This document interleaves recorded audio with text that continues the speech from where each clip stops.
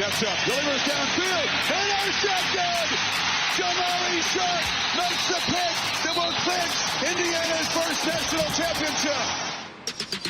Let's get nasty on a Tuesday. It's a Fast Lane on 101 ESPN with Andrew Marsh and Carey Davis. I'm Anthony Stalter. 2:03, your time check brought to you by Clarkson Jewelers, an officially licensed Rolex jeweler. Jamie will join us at 3 and 3:15 to talk a little Blues hockey.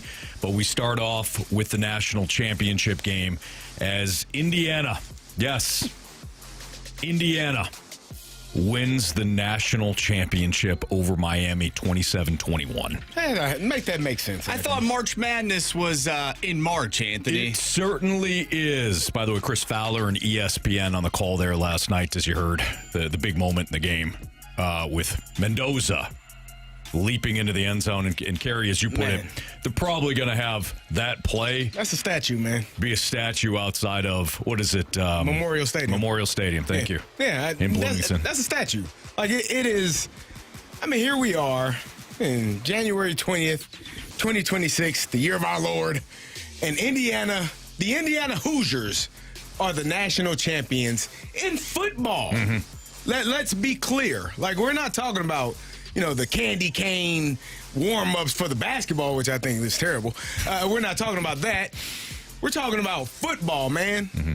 The Indiana damn Hoosiers are the national champions. And, man, I was talking to Marsh before the show in the office, and I think that Indiana, obviously the best team this year, 16-0, found a way to win in a multitude of ways, whether they had to come back like they did against Penn State. You know, the Big Ten is the toughest conference in football.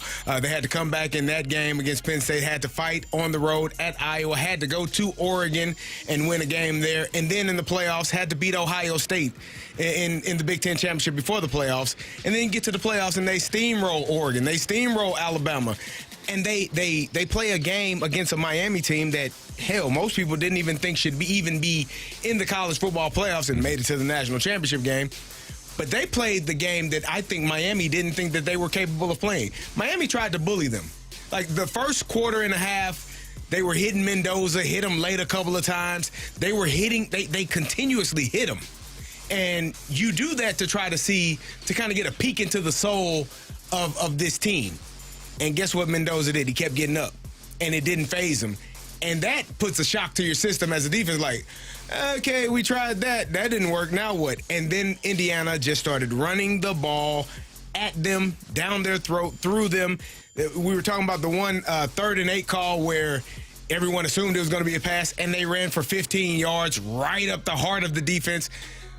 I mean, Indiana, to me, and Kursignetti made every right call. And then I was telling Marshy this, there were a lot of missed calls in that game last night that really were in the benefit of Miami. Yeah. You missed a holding, a pass interference call down the field to a Cooper. You missed that egregious hit on Mendoza early in the game where you hit him under the chin. You missed a holding call, a clear and blatant holding call that let Mark Fletcher, not the one he scored on, but he had another long run around the edge that he picked up 15 or 20 yards on. I think it was on a 3rd down. Yeah. Like, you missed a bunch of calls that actually helped Miami stay in that game. And there were some calls that were called and you know, a couple of 3rd down situations where Miami got a little handsy and got a penalty. But all in all, Indiana fought through any adversity.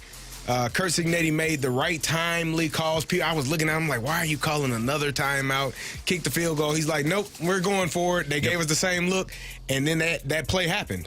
The play that I think is going to be a statue outside of Memorial Stadium in Indiana, where Fernando Mendoza is diving across the goal line, shook off one defender, ran through another, and just found a way to get in the end zone. And that really, you know, kind of put a stamp on who Indiana is as a football team and helped them win that game. Man, I thought Miami really hurt themselves throughout that game. You know, there were times where the defense was coming up big, and then there's an offside, right? They jump off sides. There's a few different plays where, and this is a team that has been penalized all year long, and it sort of has hurt them at times. It almost hurt them in the Ole Miss game, and it definitely hurt them last night, where they let Indiana continue a drive, and then obviously the block punt. Bauman, I guess his peripherals don't work.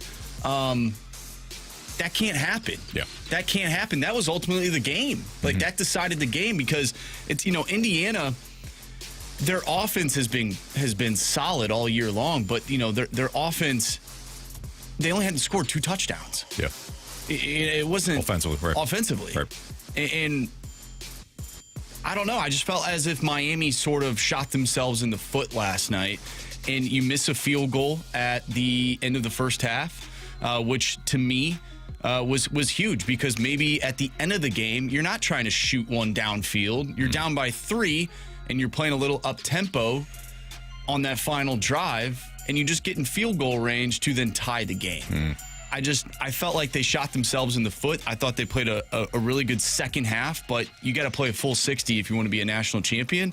And unfortunately for them, they didn't really show up their offense did not show up in the first half. Indiana was smarter. Indiana was a smarter team. They were the better team. They're more disciplined, but they were smarter from top to bottom. Their players were smarter. Their coaching was smarter all the way throughout. And I thought Indiana actually shot themselves in the foot a couple of times as well. That is one of the least penalized teams in football. Well, the one that I thought false start? Yeah, the false start. The false start cost them an opportunity to completely put the game away. Correct. With a touchdown. Right. That backed them off. That was a 3rd and 1 and went to a 3rd and 7. And Miami forced the field goal attempt. You're right. So Indiana did shoot themselves. There's some uncharacteristically bad moments for Indiana, but few and far between compared to Miami. But when I say Indiana was flat out smarter, they had overall better coaching. Mario Cristobal has done a remarkable job rebuilding Miami. Full stop. For Miami to be in this spot, when a CD said it at the start, a lot of people didn't even feel like they should have been in it. A lot of credit and praise needs to go to Mario Cristobal. There was moments throughout that game, though, where I thought this is why Mario Cristobal may never win one of these. Why in the hell would you go for a field goal on 4th and 2 when you know you've had kicking issues and special teams problems all season long? They didn't know who the kicker was going to be against Texas A&M. Well, that's because no one was going to kick well in that game. Either way, they didn't know who it was going to be. They had issues in the kicking game. You finally had some momentum because you had this drive going, and you kick the field goal with 58 seconds left. And there's only reason there's 58 seconds left is because you let the clock go down, which I get it. If you're going to kick the field goal, you allow it to go down. But you still had a minute or so to play with, minute and 20 to play with. It's 4th and 2. You could disagree all you want. I disagree. Your kicker, no offense to the kid, okay, he's a kid. Your kicker has stunk throughout the course of the season. And that was a no-brainer for you?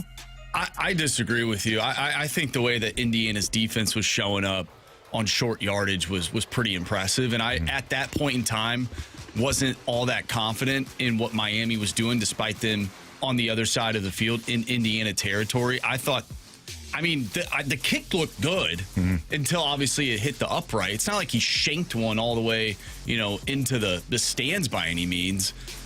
I think you need to get points there to make it a 7-point game, and he missed it. It hit the upright. It is what it is. I didn't mind the kick because you go into halftime down 7. But you had time to play with. It's not like there was 2 seconds left. I understand, but, again, I didn't trust their short game, much like, Ben Johnson didn't trust his team in short yardage. Why don't you trust the short game? Because I saw it in the whole first half. Because you have two edge rushers that are out for Indiana, and you're trying to hammer it up the middle consistently. Oh, I agree on that. I didn't like that game plan. Until Fletcher broke off the 58-yard run, there was no adjustment. You were constantly trying to go up the middle to the point where Carson Beck looked like, what are we doing? Mm-hmm. Is that Cristobal's fault, or is that you're the head offensive coordinator? You're the head coach. You're on. You have that headset on. Mm-hmm. You have that headset on. You're the CEO. You're not calling plays on either side of the ball, so you need to manage the game. And if you know your OC keeps calling the same damn play in between the guards, what are you doing? So I didn't think it was a great game plan for Miami going in. Credit them, they hung around. Because when they blocked the field, when Indiana blocked the field, I go, game over. The punt? Yeah. Yeah. Oh, I'm sorry. The punt, excuse me. When they blocked the punt for a touchdown, I thought game over. Yeah. When Mendoza had the run, I thought game over. And each time Miami responded. So I give Miami a lot of credit. But if you're talking about like this is a national championship game, the margins of error are razor thin. And I thought that Indiana had not only the gutsier calls, but I also think they were smarter. The interception at the end of the game. They showed one look. Carson Beck thinks it's cover three. What he was looking and at. I don't know what he was looking at either because it looked like it was going to be. It was too high. Too high. So I don't know what Beck was looking at. The safety to the side where he threw kind of cheated to the center and then slowly moved back towards the outside. It was a too high look. Both of those safeties, and you're going to be in a too high look in that moment. Like you're going to try to keep the ball thrown underneath if at all costs. No timeouts. No timeout. We'll let you complete anything you want over the middle. I thought it was ridiculous. I thought that was, but I also thought that's Carson Beck. Yeah. Like, as unfortunate as it is to say that about a college player, and I think we can kind of move away from their kids because they get paid. He's making more money than you and I. Very true. Like, he's getting paid a lot of money. So that is, it was an egregious throw. It was a terrible throw, a terrible decision. Not even a good, you didn't even give your receiver a chance to make a play on the ball. The DB went up and got it and ended the game. So I thought it was bad. If you're going to miss, you're going to miss long on that. Well, and you talked about Indiana. You felt as if their coaching staff was smarter. Despite Curt Cignetti burning 2 timeouts, he had 1 timeout left. And I mentioned it earlier, Miami was going quick on that final drive, obviously. And it looked like Indiana, those defenders were getting tired, much like Ole Miss was at the end of that game in the Fiesta Bowl. And Curt Cignetti called a timeout. In the following play, that's when Carson Beck threw the interception. I felt as if Miami should have kept to that same game plan because you still had about 40 seconds left, 40-ish. I think it was like 48. I did not like that throw because I still felt as if they had time to sort of maneuver their way down the field. Yeah. I didn't like it. And what's ironic about that interception is the guy who came up with the pick, Jamari Sharp, he is the nephew of Glenn Sharp, whose controversial pass interference lost Miami their previous national championship game against Ohio State. Which was ridiculous. That call. That was at the end of the game, of course. That was the Maurice Claret game. And who was the receiver? Chris Gamble. Yep. Yeah. No, Chris Gamble was... For Ohio State. Was it? Yeah. Okay. I'm pretty sure he played DB and receiver. I was about to say because he was a DB. Yeah, he played both. I'm pretty sure. Either way, look, the better team won. Indiana had a remarkable season. Let's not forget they were 16-0. It's not like they were 13-0, 12-0. They're 16-0. Better team won. Better coaching won. Miami. Thankfully, they made it a game in the second half because that first half, I was like, this is going to be awful. It's going to be an awful game. Again, credit Miami for coming out. They got the big touchdown, and that defensive line was fun to watch. That's a good defense. They turned it up a notch in the as soon as they scored the touchdown, Indiana got the ball back. That defensive line turned it up a notch. It was fun to watch, and you know what? Overall, because of NIL, we now have a more balanced college football landscape. That means we may get games in the national championship where you don't have 5-star recruits on both sides 3 deep on the depth chart. It's a good thing. You might not get the best games at times, but I thought last night highly entertaining in the second half. Most of the scoring came in the second half, but congratulations, Indiana. Well done. Absolutely remarkable. That was a fun game. I thought it was fun. It was fun second half, for sure. Yeah, I mean, I didn't think Miami was going to get the ball to midfield at one point in the first half. That's how bad I thought Miami's offense was. So for them to come out in the second half and move the ball consistently when they had to, it was fun. All right, it's Fastlane on 101 ESPN. Do the Cardinals have the right core to build around? That's next on 101 ESPN.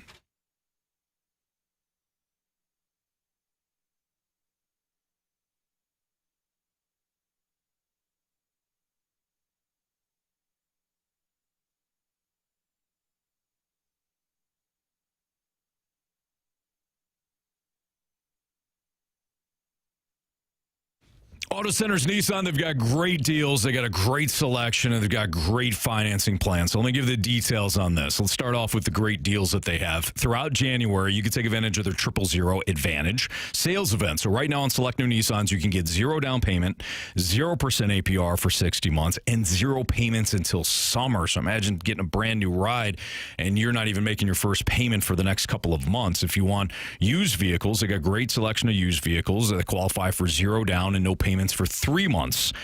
Selection. They've got over 1,000 new and used vehicles all in one location. One location. It's not one great selection that is scattered throughout St. Louis as you got to drive around to find certain vehicles. No, they're all located in Herculaneum, right on Auto Centers Nissan's grounds. So you're going to find 1,000 new and used vehicles all in one location. And then the financing part comes like this. When you finance any new or used vehicle, you're protected with the Auto Centers walkaway finance protection. That's going to help you shield from any negative equity if life takes an unexpected turn. Every new Nissan also comes with a 30-day return promise, so you can buy in confidence. So shop them confidently at AutoCentersNissan.com. When you head out to Herculaneum, tell them Stalter sent you. It's Auto Centers Nissan.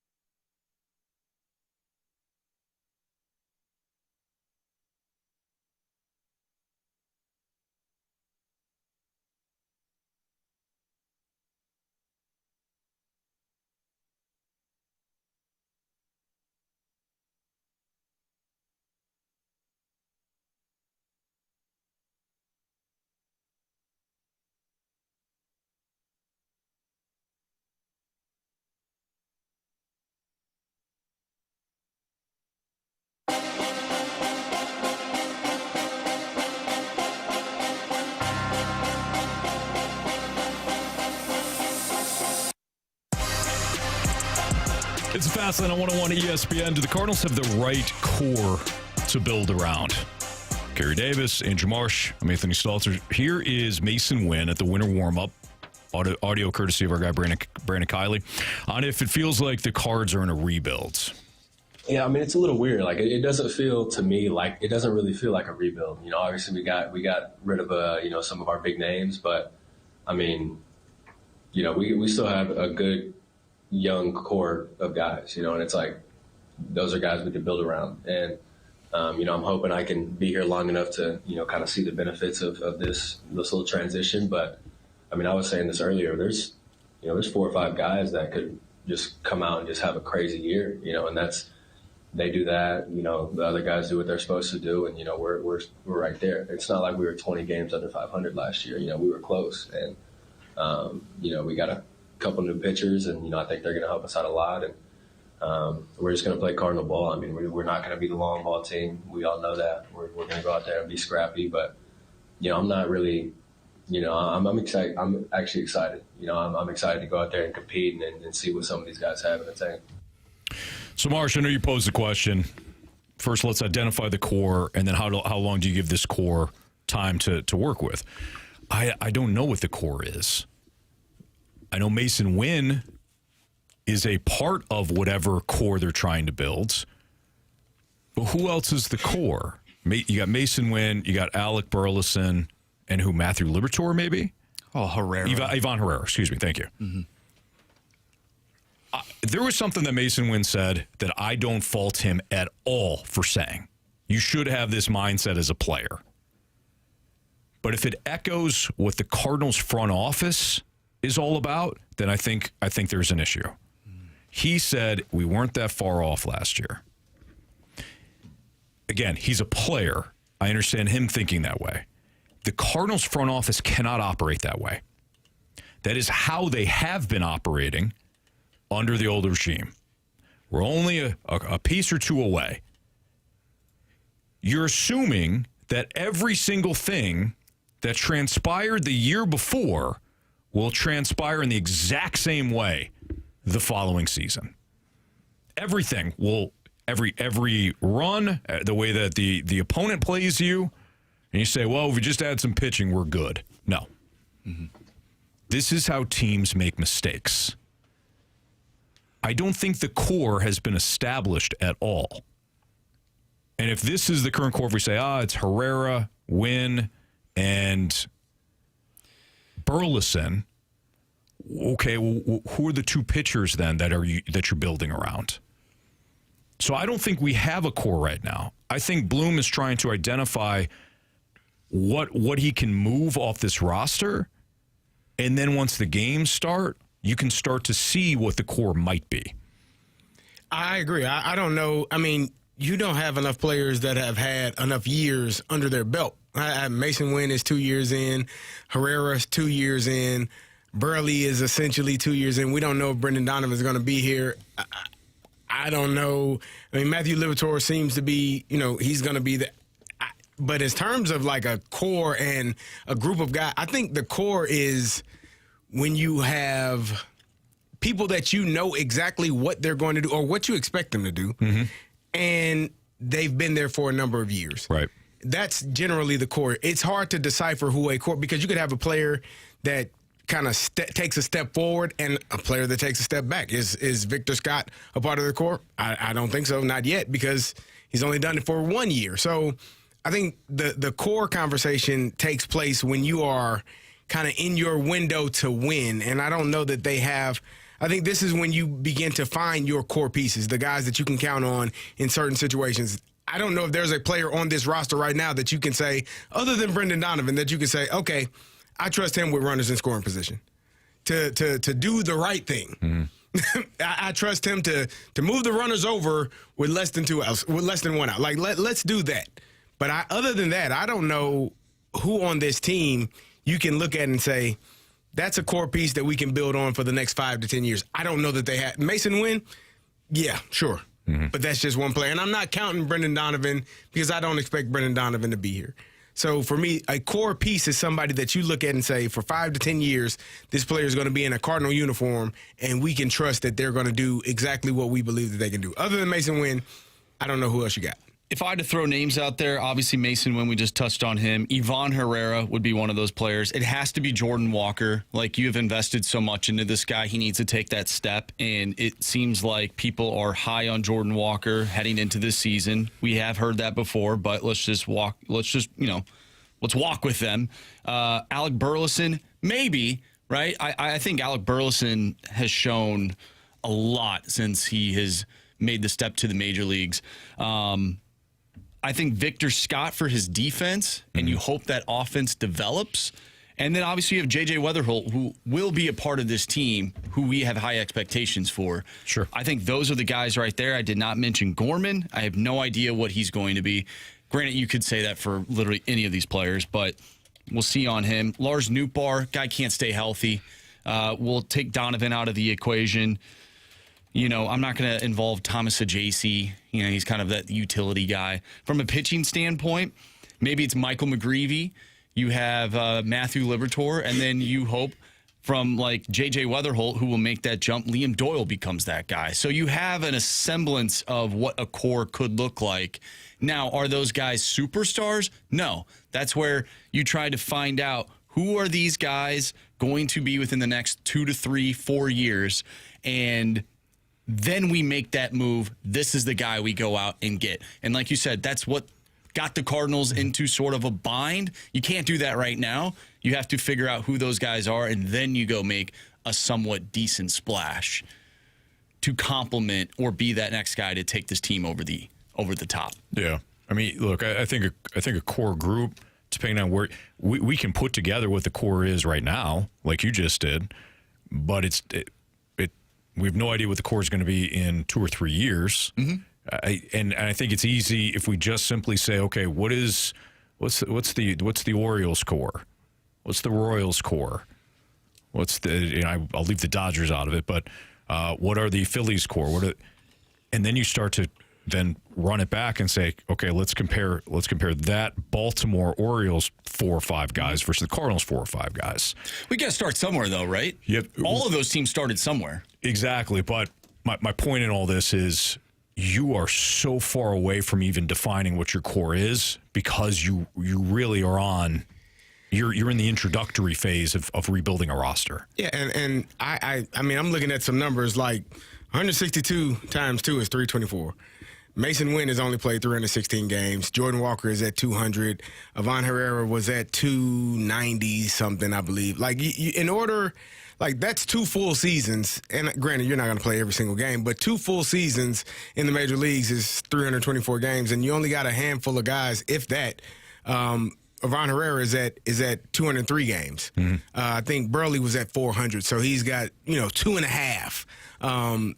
But I, in my opinion, in order to really solidify or understand who the core is, you got to at least have two years worth of games under your belt to say, okay, I know who this player is. Even Mason Wynn. Mason Wynn, in my opinion, is right there. He's at 300-plus games. He's the closest one that I know. He was a Gold Glove finalist his rookie year. He was a Gold Glove winner his second year. Like, I'm very confident and comfortable in knowing that if nothing else, Mason Wynn is going to play Gold Glove defense every single day. Mm-hmm. I can't say that about anybody else that's doing anything else. Like, I can't say that about Jordan Walker at the plate or in the field. I can't say that about Alec Burleson at the plate or in the field. I can't say that. Guy's a Silver Slugger. Alec Burleson. Okay. And let's see him do it every single day. I love Alec Burleson, but I want to see him do it every single day. Other than that, I mean, who you got? Well, you have Victor Scott in his defense. He could potentially win a Gold Glove, so I'm looking at. I love it. So Kurt Signetti just won the championship, and his philosophy is production over potential. Mm-hmm. I don't care about potential. Potential is the worst word, in my opinion, in all of sports, because potential means I haven't seen it yet, but I believe it. And until I see it, it don't mean squat. Like, potential, it truly is the worst word. If you know how many people have potential to do a multitude of things and they never get it done, not saying that Victor Scott won't, but in order to be, in my opinion, part of a core, you have to have done it or are doing it. Like, the potential is a dangerous word in sports because it's something that you haven't seen yet. Jordan Walker has the potential to hit 25 to 30 home runs. He ain't done it yet. Mm-hmm. Nolan Gorman has the potential to hit 40 home runs. He ain't done it yet. Lars Nootbaar has the potential to be Babe Ruth according to the analytics. He ain't done it yet. So the potential means nothing to me. I care about production, and these guys, Ivan Herrera is close to it, but again, he's at 200-plus games. Like, the production is what's important to me. And if you want to put Burley in that conversation, cool. Again, we're not adding Brendan Donovan because the assumption is he's not going to be here. Mason Wynn and Alec Burleson are 2 pieces. Everything else is potential. Mm-hmm. And that, to me, is not a core. Just my opinion. I don't know how you all see it, but that's just how I view it. I don't necessarily disagree with you by any means. I think my point is, if as long as you can see something there, then I think you can build with that, right?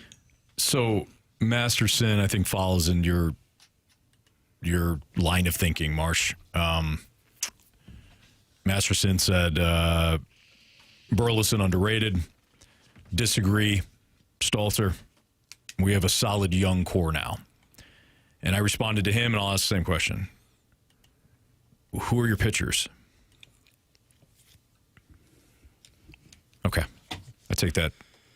The silence. We got Dustin May. We have Michael McGreevy. We have Matthew Liberatore. We have Richard Fitz. Well, I think that's you're establishing that this year. But if I had to give my 2 cents, I would say Michael McGreevy.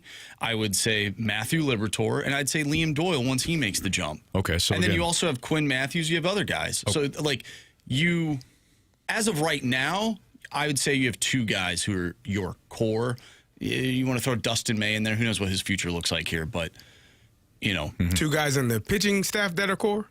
Yeah, I think guys total? I think Michael McGreevy and Matthew Liberatore are your core. I'm not saying that they're a good core compared to other teams, but I think those are the guys that you roll with, like, that will be in your starting rotation for the next 5 years, hopefully. Okay. All right. And then you have Liam Doyle. Yeah. I ain't seen it. Again, we're there's hoping. a lot of potential. I don't. Yeah. I mean, it's semantics at this point, right? Like, again, Masterson comes back in the same pit. It says you just went through the pitching is in development. They invested in development, right, and drafting pitchers. Yeah, but you just don't. You haven't seen it yet. So I guess my question is, I don't mean this to be flippant, right? Are we in are we kind of in make believe land right now? Like, are we in fantasy land where we're kind of projecting? Because if we're in fantasy land and we're like, hey, this is what they could be, then I'm right there with you. Liam Doyle and some of these other guys we haven't seen yet. If we're in like where we are right now, stone cold reality, you don't have a core. Well, we're in a rebuild. So I think that's the point. I think my point of the question is, from what you have seen from the players that we've watched over the past couple of years, are they on the right path to getting that core correct? I hope so. I can't have this conversation when it comes down to like the position players if we're not going to talk about the pitching. That's just my thing. But like Michael McGreevy, I have no idea what Michael McGreevy is yet. No idea. If Matthew Liberatore, can he do it for this season? Is he a 3? Is he a 2? Any core, in my opinion, starts with a 1 and a 2 when it comes to your pitchers. Then we can get into the position players. But I understand what you're saying. You're projecting out. You're projecting out of what it could be. I think they have the makings of it on paper. Yeah. Will that turn into reality? We'll wait and see. All right. Let's do a quick what's trending next on 101 ESPN.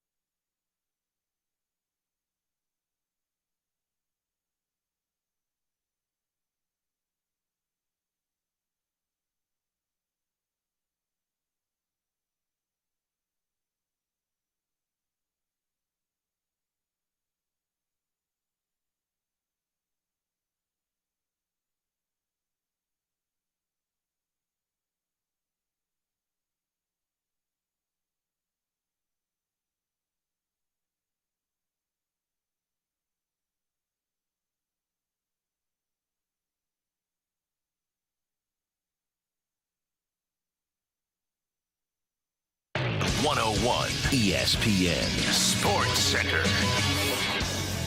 I'm Andrew Marsh. It's time for a Sports Center update brought to you by Saliga Heating and Cooling. The Indiana Hoosiers win the national championship. They defeat the Miami Hurricanes last night by a final score of 27-21. We broke that game down earlier in the show. If you missed anything from today's show, make sure you go to 101ESPN.com or check out the free Dobbs Tire and Auto Center's 101 ESPN mobile app. Just head to the podcast page and you will find all of our shows there, and it's all brought to you by the Schaefer Door Company. Blues back in action tonight. Take it on the Winnipeg Jets. Pregame starts at 6. Puck drop is at 7. I'm Andrew Marsh, and this Sports Center update is brought to you by Saliga Heating and Cooling, a Daikin heating and air conditioning dealer.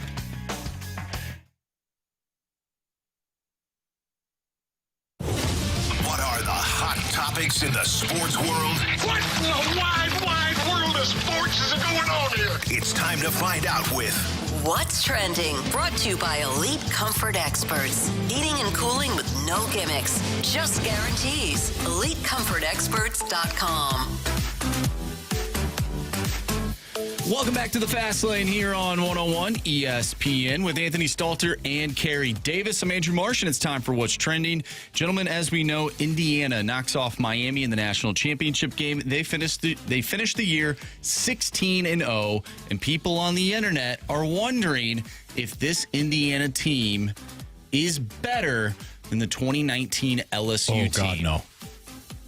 No. I agree. It's not even close. No, and you know what? I wouldn't even do that to Indiana because it was a different time.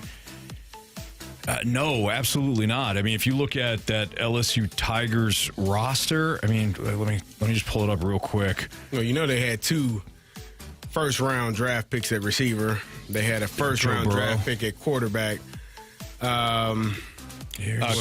Clyde Edwards, another first rounder at running back. I mean, you can say whatever you want about his NFL career, but okay. So, just to start, you got Joe Burrow, Jamar Chase, Justin Jefferson. Those are the 2 wide receivers.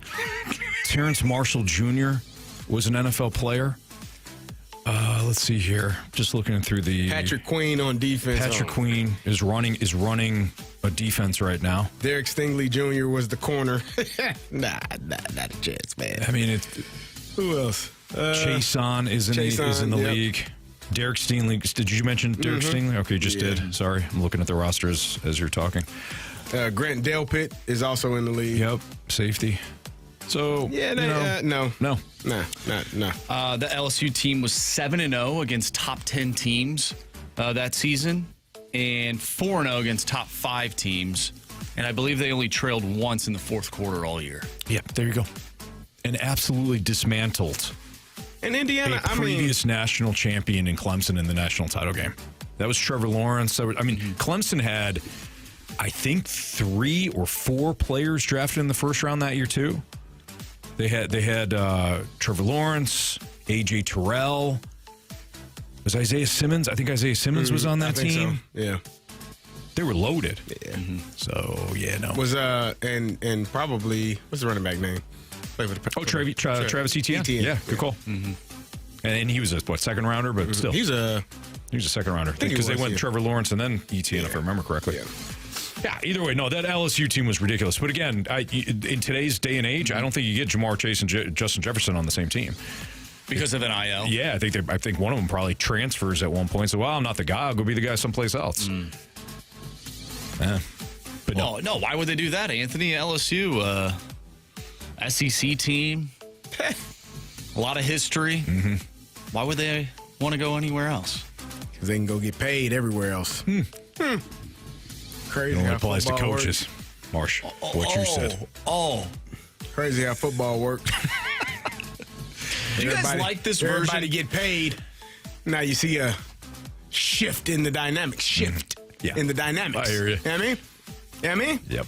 Do you guys like this version of college football? And also, I texted you guys last night. Nobody responded to me. But I'm going to pose it right now. And this is a genuine question. Is it embarrassing for the rest of college football that Indiana won the national championship? It would be, to me, this is the same as an NFL NFL team, franchise, who has lost forever, never won the Super Bowl, getting the head coach and the quarterback in place, turning things around and winning a Super Bowl. We wouldn't think that's crazy. The only thing that's crazy about this is Indiana, the long history of college football, but we have to equate to what's the word I'm looking for? We have to account for what I talked about with NIL money being spread out in the transfer portal, making everything more even. So if we had that, we have that in the NFL, so it's not crazy for all these one-season turnarounds in the NFL. So I don't think it's embarrassing to the rest of college football that Indiana won. It would have been more embarrassing 5, 6, 7 years ago.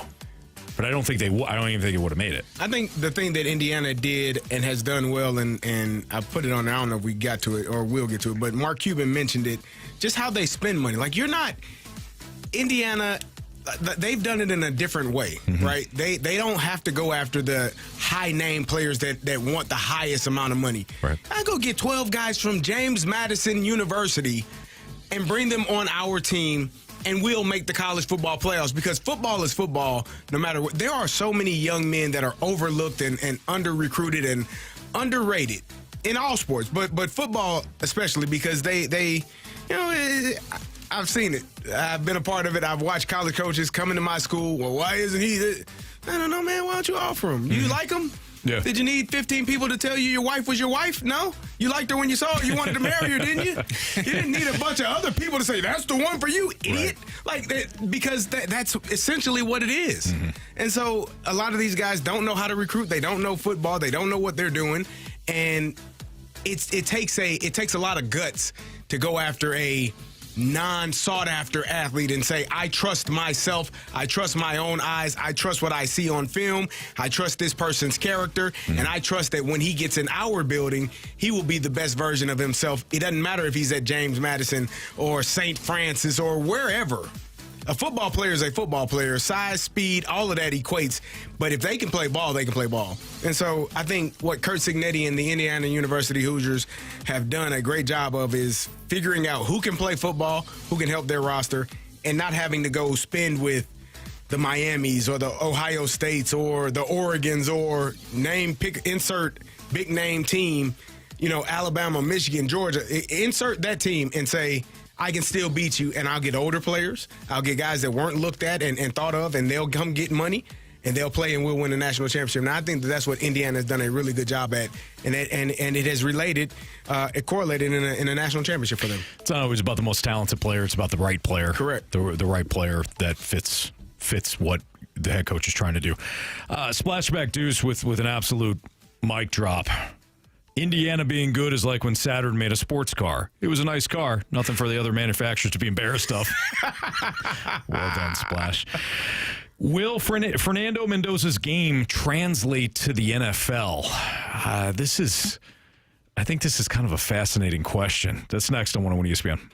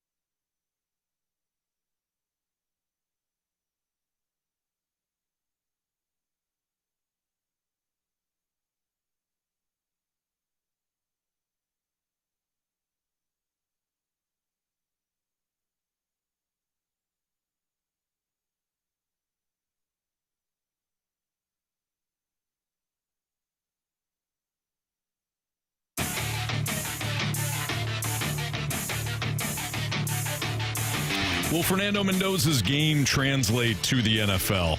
I think his physical traits absolutely translate to the NFL. Will he get to he's going to be a Raider. The Raiders. Who's running the offense? I think he fits in a very specific offense. I don't know how much he went. I mean, Carey, do you know? Did you see when Indiana played Illinois, how many times he went under center? I don't recall. Probably 2 or 3. I saw how many times he threw a now route or a slant route, and he didn't throw the ball more than, 6 yards down the field. Uh-huh. And he had a great day. He certainly did. He had a great day. I don't know. I don't know what system he's going to be in. Do you think, Carey, as somebody that has been in many a locker room, do you think he can galvanize a locker room? I think so. I had a group text with some friends, and they asked the same question last night. Fernando Mendoza, first overall pick. And should he be? And initially I said, I don't think he should be, but he will be. And I kind of started thinking about it, like, as the night went on and finished watching the game and thought about his entire season. I actually think he is a quarterback. He is a system quarterback. Let's make no mistake about it. He does exactly what the offense does. And Marshy brought it up in the office. He's like, man, that's boring. Yeah, Kurt Cignetti is not opposed to taking a profit. Like, you can never go broke taking a profit. And you throw it right now and the receiver goes and gets 5 yards, it's 2nd and 5. Mm-hmm. Like, it's good as a handoff. And Tom Brady was like that, by the way. A lot of his passes are right there in that vicinity. But I think he also has an ability, and he showed it in the Penn State game because I was unsure. Like, man, this kid can't play football. He's only throwing now routes and out scheming the defense. But that Penn State game showed me something. He made a couple of huge throws downfield. Charlie Becker made a couple of big catches. Yeah, he threw one down the seam.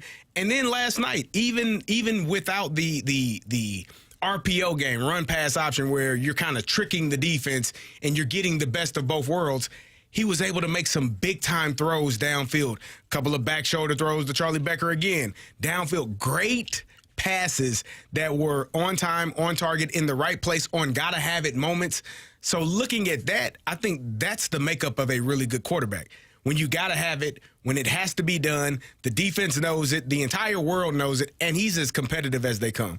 And if you didn't think that prior to the game, and you saw him getting the hell kicked out of him and hit out of him. He almost died the first play of the game against Ohio State. I thought he was dead. I was like, he dead. He ain't going to play no more. He sat out one play and came right back in. Right. Like, the dude is tough as nails. He has a high football IQ, and I think that whatever system you put him in, granted, it's different. Once you get to the NFL, it's not going to just be a go route or a slant route. You're going to have to read coverages, but I do think he's smart enough, tough enough, and he's willing to learn and figure it out. So, yeah, I think he's going to be fine. You called him a robot in the break. I agree with you. I think he's a robot in a great way. He almost threw a pick six, and the camera flashed on his face, and he kind of had the expression of like, "Whew, that was close. All right, let's go next down." And you have to have that, right? Mm-hmm.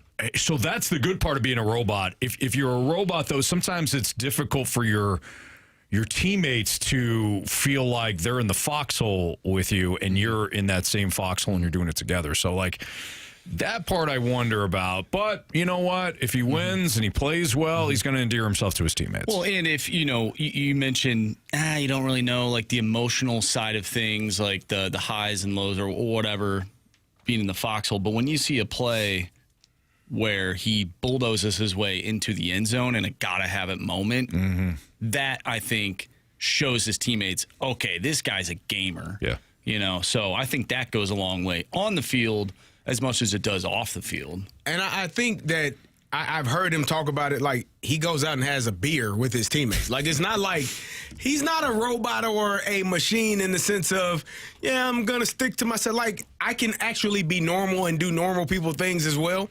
So if you hang out with the linemen. If somebody's saying, I do have a beer, you're a psychopath. His coach might be a psychopath. Oh, he definitely is. There's no doubt about it. I mean, you look at that guy. Beer and cut it off. Yeah. I hung out. I was here. I'm going to have a beer, guys. I'm here with you. I don't know if I trust you. I think he's adaptable and adjustable to be able to do any of that. So I don't think it's going to be a problem for him. I think just watching him over the course of this season, again, I got to see him firsthand and watch him dismantle our defense. But again, it was all 5-yard routes. It was throw the ball to my receiver, and if they go get 55 yards, it's still a 55-yard touchdown, but I only threw it 5 yards. There's a lot of discipline in that. And that's the part as well, like not getting greedy, not saying, man, this is boring, I got to throw it deep. Nope, I'm going to do what the defense is allowing me to do what I'm coached to do, and I'm going to have great success. And that's all he did all season. And to do it for 16 games, that is robot-like. That is a machine-like, because most people can't. Yeah. They can't take it where like, man, he didn't throw a touchdown last night. And they still won. And it's not, to me, I think to him it's all about finding a way to win. Absolutely. And if that's my quarterback, and he'll come out and have a beer with me. Beer. Beer. I don't have too many of them beers now. Yeah. I'll get you one, and I'm going home in an Uber. Safely. Yeah, darn right. Good. Yeah. Absolutely. After my one beer.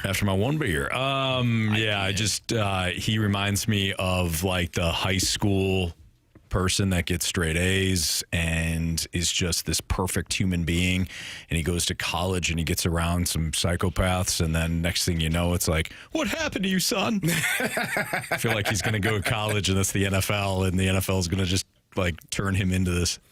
If he goes to the Raiders, that is an organization that has, man, I've heard so many great stories about the Raiders and how they do things. It'll be interesting. It's kind of crazy. All right. Jamie Rivers is going to join us next. We'll talk a little Blues hockey with him the next 2 segments here on 101 ESPN.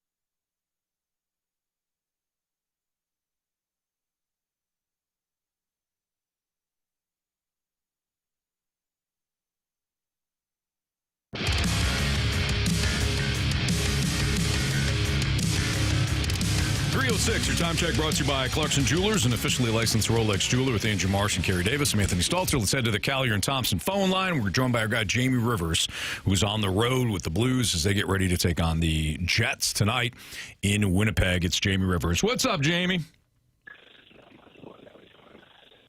Oh, no. Speaking of robots. You got the you got the robot voice going on. You got us. Do I? Really? Yeah, there he is. Is it back? Am I better now? You're back. We can hear you. What's up, man? Okay. Yeah, it must be the cold weather up here. It's like -9 degrees Fahrenheit. Nice crispy day in Winnipeg. Do you go outside sleeveless in this type of weather? I'm just trying to get a feel for what the players were going through last Sunday night in Chicago. Yeah, I purposely stand in front of the other team's broadcast team with no shirt on in the streets. I let them know we mean business. No, baby. Nice. Good. As long as you start intimidating them, the Jets players will also be intimidated. It carries over. Yeah, nice job. Over the last bad questions or something, right? Yeah. Jamie, I know you're traveling, but did you have a chance before we get into Blues hockey? Did you have a chance to watch the national championship game last night? Man, what a game, huh, boys? It wound up being a game, absolutely. Yeah, it was a bigger blowout. I thought Miami, obviously, they're right to the very end. Felt bad for Carson Beck a little bit, he's only his 8th year of college, who knows how many more kicks at the kid he's going to get here. Very true. Very true. Jamie, the Blues had a tough loss the other night in Edmonton. Yeah, let's talk about that Miami team. Well, yeah, Miami had a good defense, man. They played hard. They played hard for the entire 60 minutes. Fernando Mendoza is going to get a statue outside of the Indiana Stadium, and that's going to be outstanding. But the Oilers game, man, what happened? What's going on? What's wrong? Well, you see, the Oilers, Carey, they're pretty good. They got dudes. Now, you know what? Listen, all jokes aside, right from the very get-go of the game, I don't know why it happened this way, because the Oilers played the night before in Vancouver, so really all the disadvantage should have been pointed towards Edmonton. But right from the very first puck drop, about a minute and a half in, you could just see that the Oilers were bouncing, man. They were skating fast, moving the puck fast, outplayed, outhit, outshot, all the things.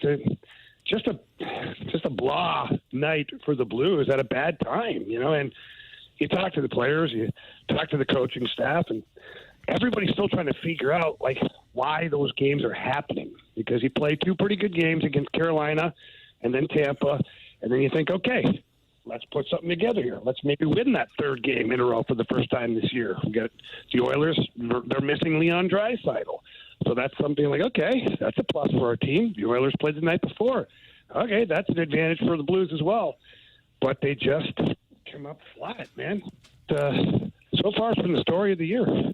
Is there something more to kind of speak on about Jordan Binnington? I know we've talked about him and Hofer splitting time, but Jordan has kind of struggled when he gives up the goals. He gives up a lot of them, and he gave up 5. I know we often say it's not always on him, but in his last 5 games, 4 of them losses, he's given up 5. He gave up 3, 7, 6. What do we need to see, or what do you need to see from Jordan Binnington to know that he's back to being the Jordan Binnington that we know and love? Yeah, look, he's just got to keep working. For whatever reason, this year, the goals are piled up. And look, there are some games where he's had very little to no control over the goals against. And there are some games where he could have played better, bottom line. And I think that Jordan's still trying to figure out how to find consistency this year. And Carey, no matter how many years you play in the league, every now and then you have these moments where you can't quite figure out why your game is not where it's at, or not where it should be, rather. And you keep working at it, and sometimes pro sports can be a lot like quicksand. The harder you work, the quicker you sink.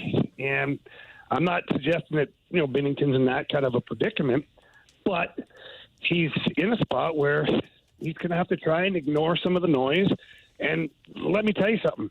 The noise is going to get louder and louder and louder, because that Olympic tournament is not far away. And people are talking about him right now, especially we're in Canada. A lot of chatter about Jordan Binnington. I don't even know how he's going to do it, because you've got to be so mentally tough to be battling a tough season, and then at the same time, the hopes and dreams of the Canadian people are behind the goaltender who's going to be starting these games. And right now, it looks like Jordan Binnington. So I don't have the answer as to how he gets out of it. But Jordan is a really mentally tough guy, and he works extremely hard. And I do personally feel like it's only a figures something out. Jamie Rivers joining us right now on the Fast Lane on 101 ESPN. Jamie, we're going to take a quick break, and then when we come back, we want to ask you about Steve Ott going to Springfield. We want to ask you what the immediate impact is on the power play, what Jim Montgomery could do. Does somebody else take over at some point? So we'll get to the Blues power play and Steve Ott next with Jamie Rivers here in the Fast Lane on 101 ESPN.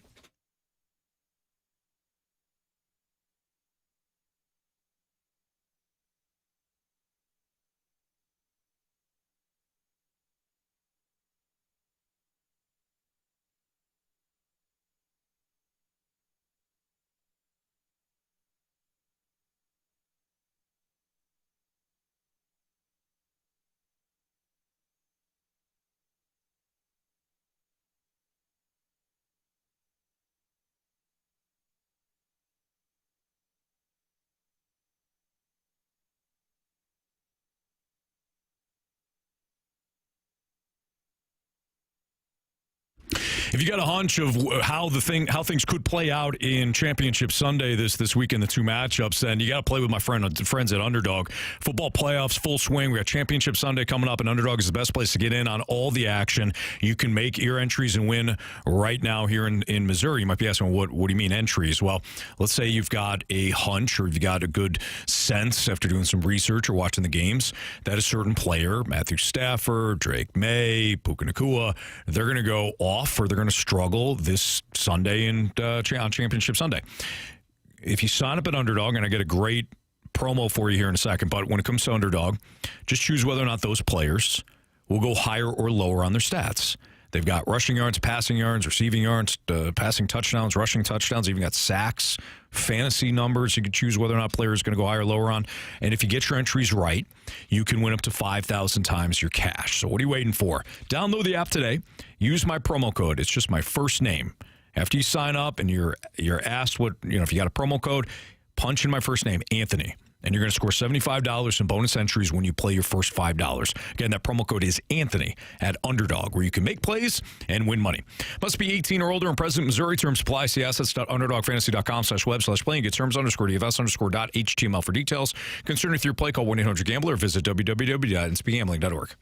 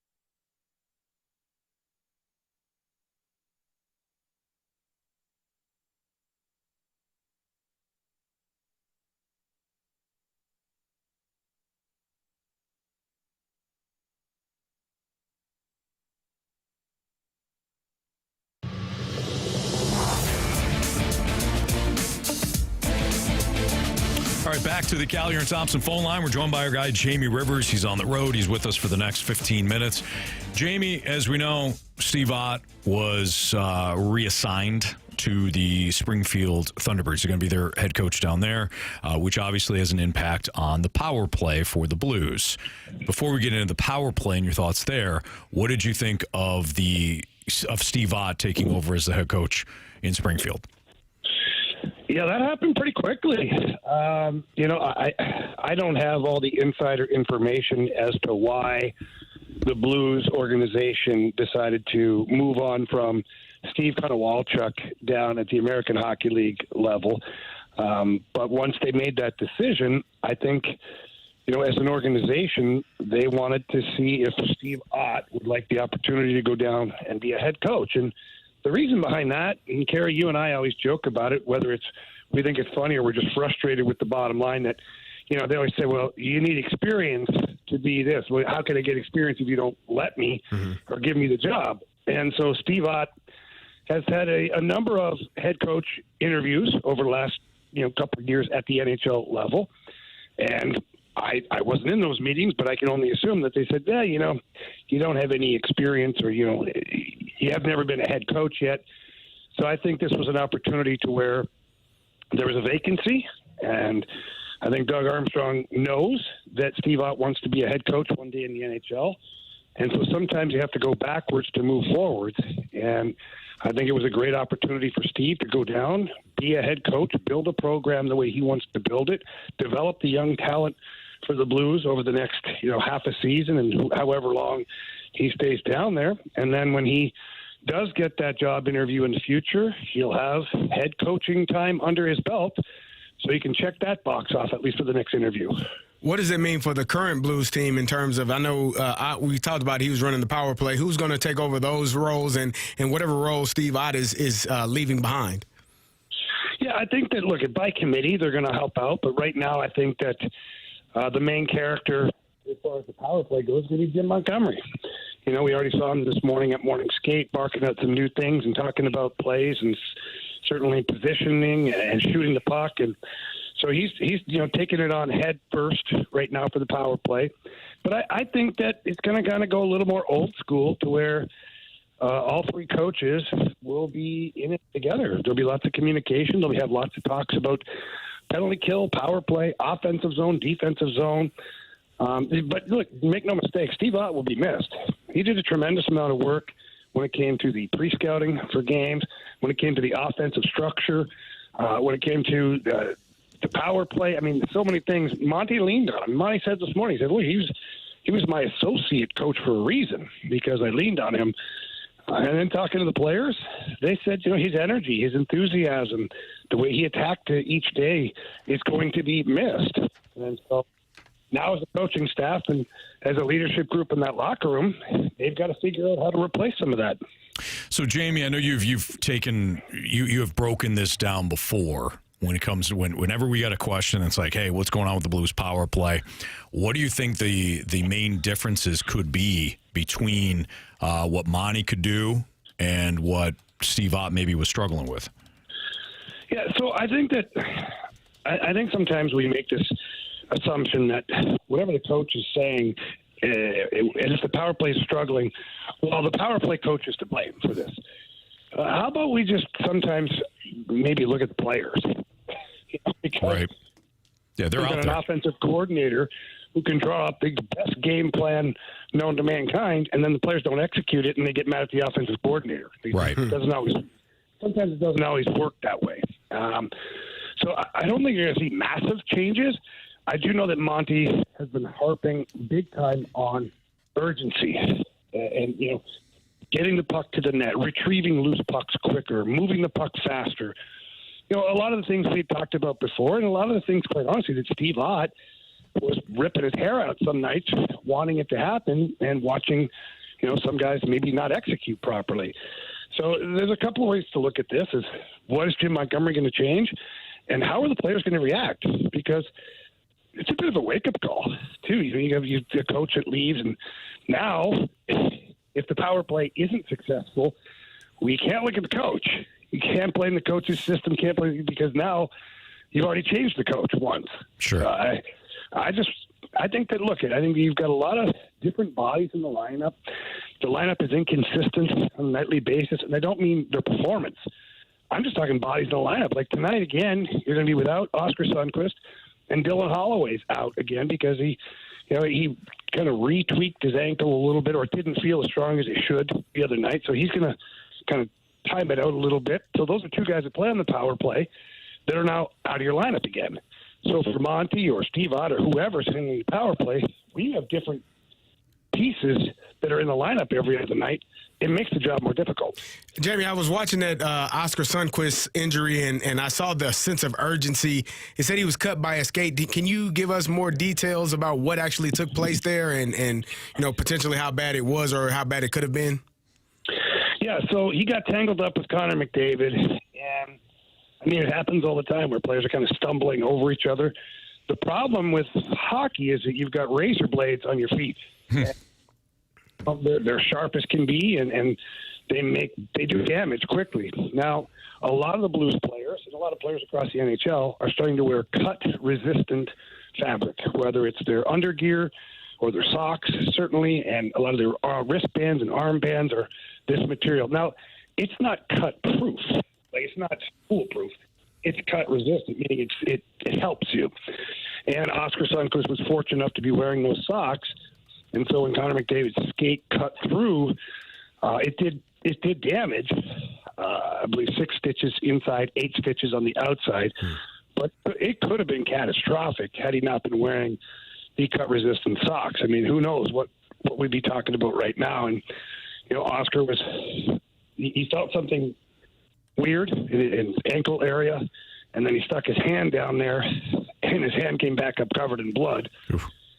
And so that's when Colton Parayko and Nathan Walker, not that they panicked, but they went into action mode, started yelling for Ray Barilli. And, I said this on the broadcast the other night, and I'll repeat myself, that it's nice to have a guy like Ray Barilli on the bench. He's been there, done that. He's been with this team since 1995, and he's been through some things, man.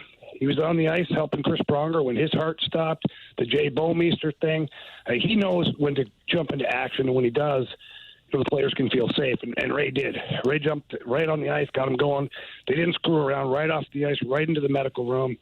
And, we're watching Sonny hobble around about an hour later, but with, like I said, minimal damage done.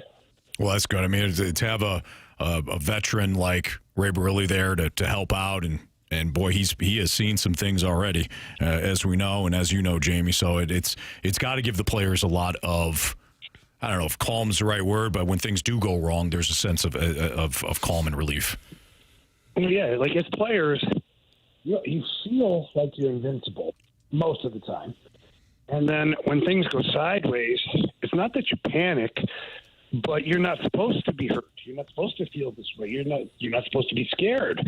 And so to have someone like Ray who's able to jump up, get out there, take care of you, calm you down, first of all, and at the same time as he's calming you down, giving you the medical care that you need to keep you going or keep you alive, for that matter, in certain cases. That means a lot. Players look to that, man. When you don't know what's going on, you're looking for somebody to help you. No doubt. All right, Jamie, you ready to light the lamp? I'm assuming that was a yes. Yes, it was. And a couple of guys can really shoot the puck. Shooter! I must confess you scored first. Well, who was the first person? Breakaway! Shoots! Score! We got hockey to learn. Marsh, what do we got for standings? Well, Jamie finally cracked the code. Jake Neighbors scored while we played the game the same day. So Jamie gets 2 points. Way to go, Jamie. So thank you very much. But things are the same. So Carey, then Jamie, then you, then me. Yes. All right. Carey? Give me Jimmy Snuggerud. Yeah, you got to score one on this power play. Got to happen tonight. Well, good. Yeah, I'm fired up for that. Yeah, got to get on the power play first, though. Like, you got to. It's important. You can't score a power play goal if you don't actually get on the power play. Yeah, it's a Jamie, little I don't know if you knew that or not, but it's a little different. The opportunities might not be there. Yeah. Yeah. Jamie? Give me that take Neighbors, boys. We're going to stay with it. I don't blame you. Good call. All right, Marshy. Let's see here. Wow. Who is going to score? I'll go with Braden Shen. All right. I'm going to go back to the old reliable-ish. Jordan Kyrou. I think all of my points thus far have been Jordan Kyrou. All three of them? All three of them. Wow. Yeah. Now you had Robert Thomas for one. Yeah. Did I have Robert the Thomas the one Thomas time? for one. Oh, good. Yeah, you're right. I think the last one was Robert the Thomas. So, all right, Jamie, have a great call up in Winnipeg, and we will see you a couple days from now, I believe. Yes, sir. Excellent. All right, Jamie. See you, buddy. All right, see you, boys. That's Jamie Rivers here in the Fast Line on 101 ESPN. We've got our first Sports Six Pack coming up. So 314-399-9646, the Air Comfort Service text line. If you have a question for us, send it there. Sports Six Pack, Part 1 next.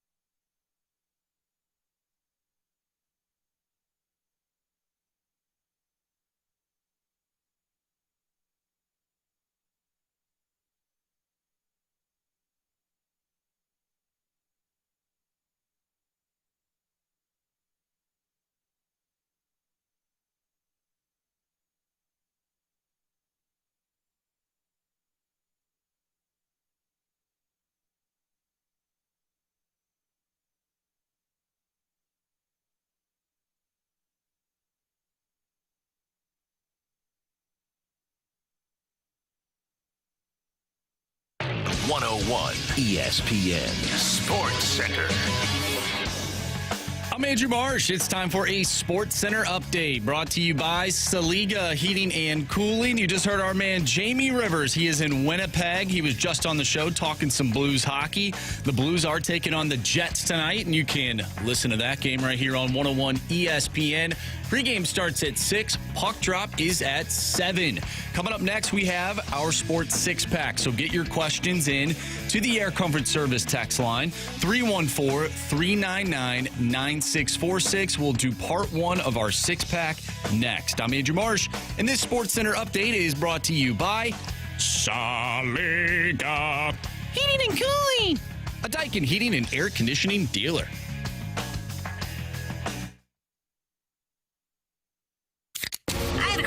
It's time for the Fast Lane to answer your sports questions. I want to ask you a bunch of questions. I want to have them answered immediately. Asking me all these weird questions. Answer the question. Answer the question. Answer me! Refreshed by Urban Chestnut. Urban Chestnut Swickle Light Premium Light Beer. Live your lifestyle, St. Louis.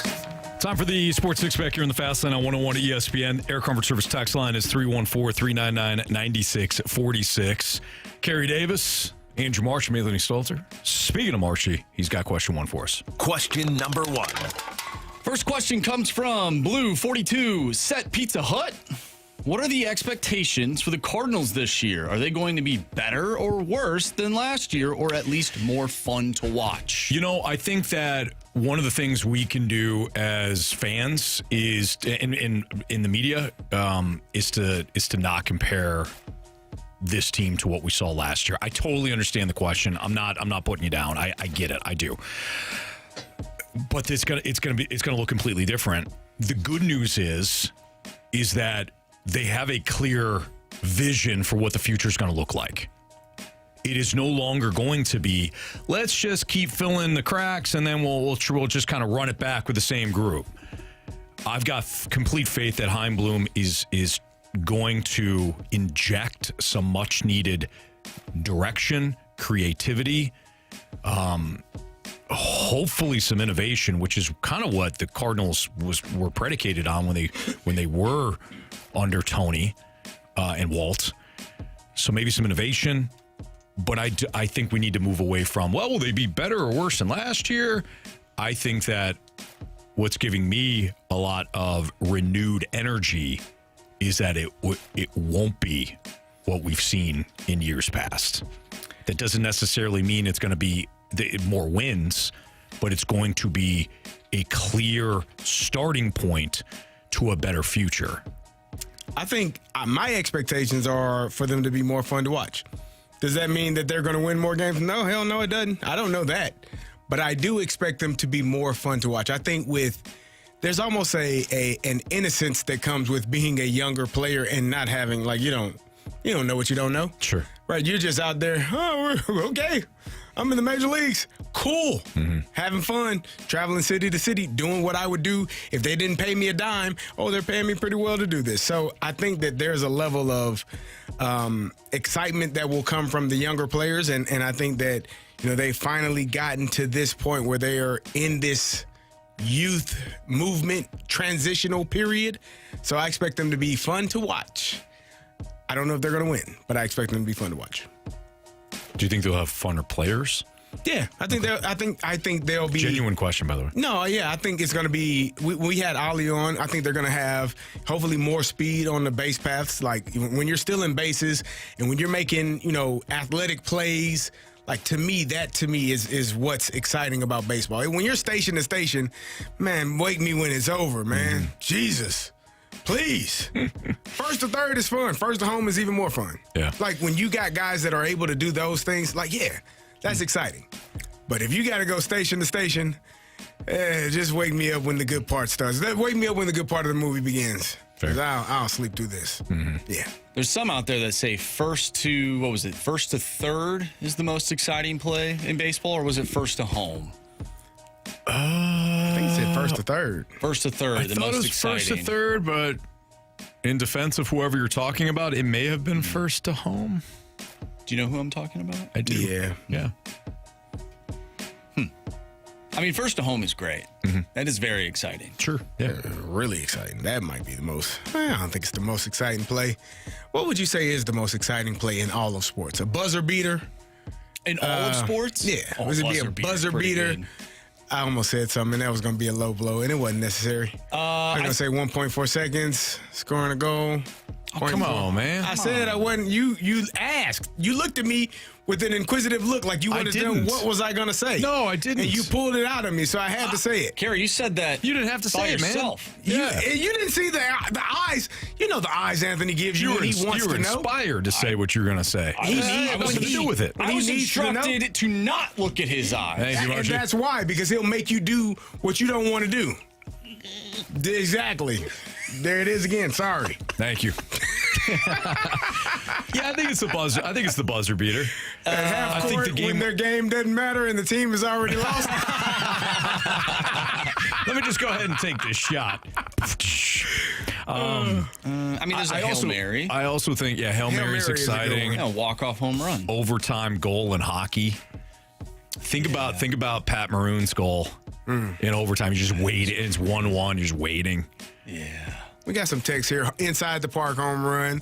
A hole in one. A hole in one. I mean, not a lot of people can do that. Lot, but buzzer beaters. That's tough to beat. Out of the ones that you see a fair amount, a walk-off home run is. I mean, that's pretty special. Pretty sweet. Like, and in the play, if it's in the playoffs or World Series, even like something like that, I think it's when the moment is hit. Like, who hit when Villanova? Was it Villanova hit that game-winning shot? I was thinking that against. Who did they play? Was it North Carolina. North Carolina. Thank you. Yeah. Michael Jordan was there. Yes. Because they hit a shot right before that. And then I wish I remember the point guard's name that came down and it was Chris something. Oh, you're talking about from Villanova? Yeah, it was Chris something. Yeah. I don't remember. I feel like his last name started with a B. I don't know. Oh, how do we not remember this? I will find it. We're the biggest jokes in sports. How do you not know? Chris Jenkins. Like I said, that's what Swan said. Thank you, Swan. It was a J. Leroy's brother. Leroy Jenkins. Yeah. That's a man. That is a poll, Marsh. All right, you want to do question 3? 2. Question 2. Question 2, please. Question number 2. All right, from the 636, what year of the Madden game is the best? The Vic year. You guys stop playing Madden. 2009, Pittsburgh Steelers. Oh, CD. I don't blame you for that. Yeah. I don't blame you for that. Yeah, that's my favorite. You didn't have to create a player. It was 2010. I don't know why. It was 29, 2010, 09, 10. You know what? There's that year where it was Troy Polamalu going up against Larry Fitzgerald. The fact that they put Troy Polamalu on there and not Carey Davis is ridiculous. Shameful. Embarrassing. Terrible. Yeah, it's the 2004 you like that one? 05 Vic year. My favorite was unfortunately he shattered his fibula that year. Well, yeah. Do you remember the Madden curse? Yeah, that was like a thing for a while. Yes. My favorite Madden game was the one with Sean Alexander on the cover. I think it was Madden 07. Okay. That was just my personal favorite. I remember playing that game a lot. So how much does this or was it Larry Johnson? I thought it was Sean Alexander. It wasn't Larry Johnson. It was Sean Alexander. Okay, yeah. How much does when the time that you were playing it matter? Because for me, the Vic year was my sophomore year in college. So in between classes, like that's a lot of that's all we played. That is near and dear to my heart because that is when I played it the absolute most. I mean, I probably rifled through seasons in a month, like. I'm looking at it now, and mine was probably with the year Eddie George or Dante Culpepper were on the cover because I was Eddie George 2001. Yeah, 2001. Dante Culpepper 2002. I was literally staying up till 6 a.m. playing one of my friends in Madden, like damn near every night. Like it was ridiculous. It was an addiction, and it was every day. Yeah, and we would not stop. Hey, got class tomorrow. We'll figure it out. Yeah, be all right. Gotta get this Madden in. You won't be. I think the Vic year was also one of the first years for the PS2. So that was a big deal. Going from like the PS1 graphics to the PS2 graphics were huge. The Vic one was a really good year. I remember when like my buddies had the PS2, but I didn't at the time. I'm like, I'm sure it's the same like graphics and things. I'll be fine. So I actually purchased the Madden, whatever Madden was, I think it was 03 or whatever, for the PlayStation 1. I started playing it. I go, this is terrible. This is terrible. Didn't work at all. You know, that actually happened to me with Call of Duty when the PlayStation 3 was out at the time, and I would play it on one of my friends' PlayStation 3 or Xbox. And I, at the time, had a PlayStation 2, so I was like, I want this Call of Duty game. Got Call of Duty for the PlayStation 2, just to find out that there was no multiplayer. I was like, I don't even want to play this game anymore. I wanted to play multiplayer. Right. So it was kind of a similar situation where what I thought I was getting was completely different. Yeah, I remember going back for the summer after I played PlayStation 2 throughout the first semester. It might have been over Christmas break, and I'm like, oh, this will be fine. No. Not at all. No, the graphics were awful because of course, there's only so much you could do with them. That's why they had to make a whole nother PlayStation 2. Were you guys more Madden over NCAA football guys? I was both, but I lean toward Madden for sure. NCAA disappeared for a number of years. Yeah. Then they came back. So I was actually, any game that I was on, I was going to play. It was awesome. Were you? I guess you technically couldn't be in the NCAA games because I was on there. No, you couldn't. No, they're all numbered players. Well, but it was were me. on, but it wasn't. It wasn't you. Me. It wasn't C. Davis. No, it was just number 24. Yep. Yeah. But we know who the hell that was. Yeah, we do. Yeah, we know who it is. I used to like taking Central Michigan to the national championship. It's a video game, Anthony. Whatever, dog. NCAA 2004 was my favorite NCAA game. That was a good one. That had Carson Palmer, I believe, on the cover. Yeah. That was a fun game for me. All right, moving on to the second part of the Sports Six Pack. Keep those questions coming in. 314-399-9646. Part 2 of the Sports Six Pack next.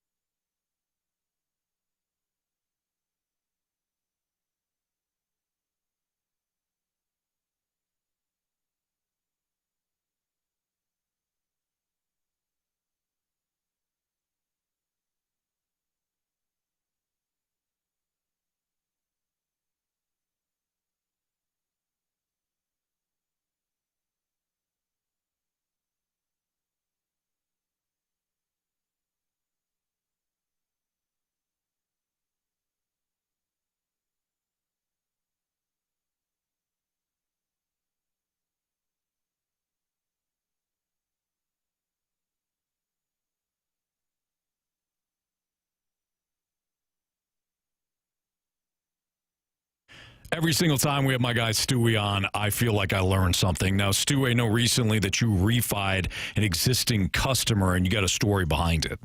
That's right. It's an ESPN veteran, and he's only saving about a quarter to 3/8 on his interest rate. But what was interesting is that we're refinancing an FHA loan, and he's saving $400 a month because with FHA, he was paying the PMI, and that PMI was never going to go away. So it's not only as important as the interest rate that you're getting reduced, but also if you're paying the PMI to get that eliminated. So congratulations to Kelsey. He's going to save a fortune of money, $400 a month. Didn't cost him a dime with the bagel loan. And since he's a vet, we appreciate it, and thank you for your service. That's outstanding. And if you want to take advantage of any program that Stewie has to offer, whether you are a veteran, and then you qualify certainly for certain programs that Stewie can talk to you about, or you're not and you are looking at a home, you don't know if now is a good time to refi. Maybe you've got a concern, you have a question, just pick up the phone. Call or text Stewie, and you can text him because this is his personal cell phone number I'm about to give you. Same number that I've called Stewie myself on. It's 314-324-4440. Call him day or night, doesn't matter. Leave a message if you need to, but just call Stewie. He can walk you through it, walk you through the programs. He's fantastic. And if you missed that phone number, you can Google the Bagel Loan. Stewie, keep up the great work, my friend. Anthony, have a great night. NMLS number 226715.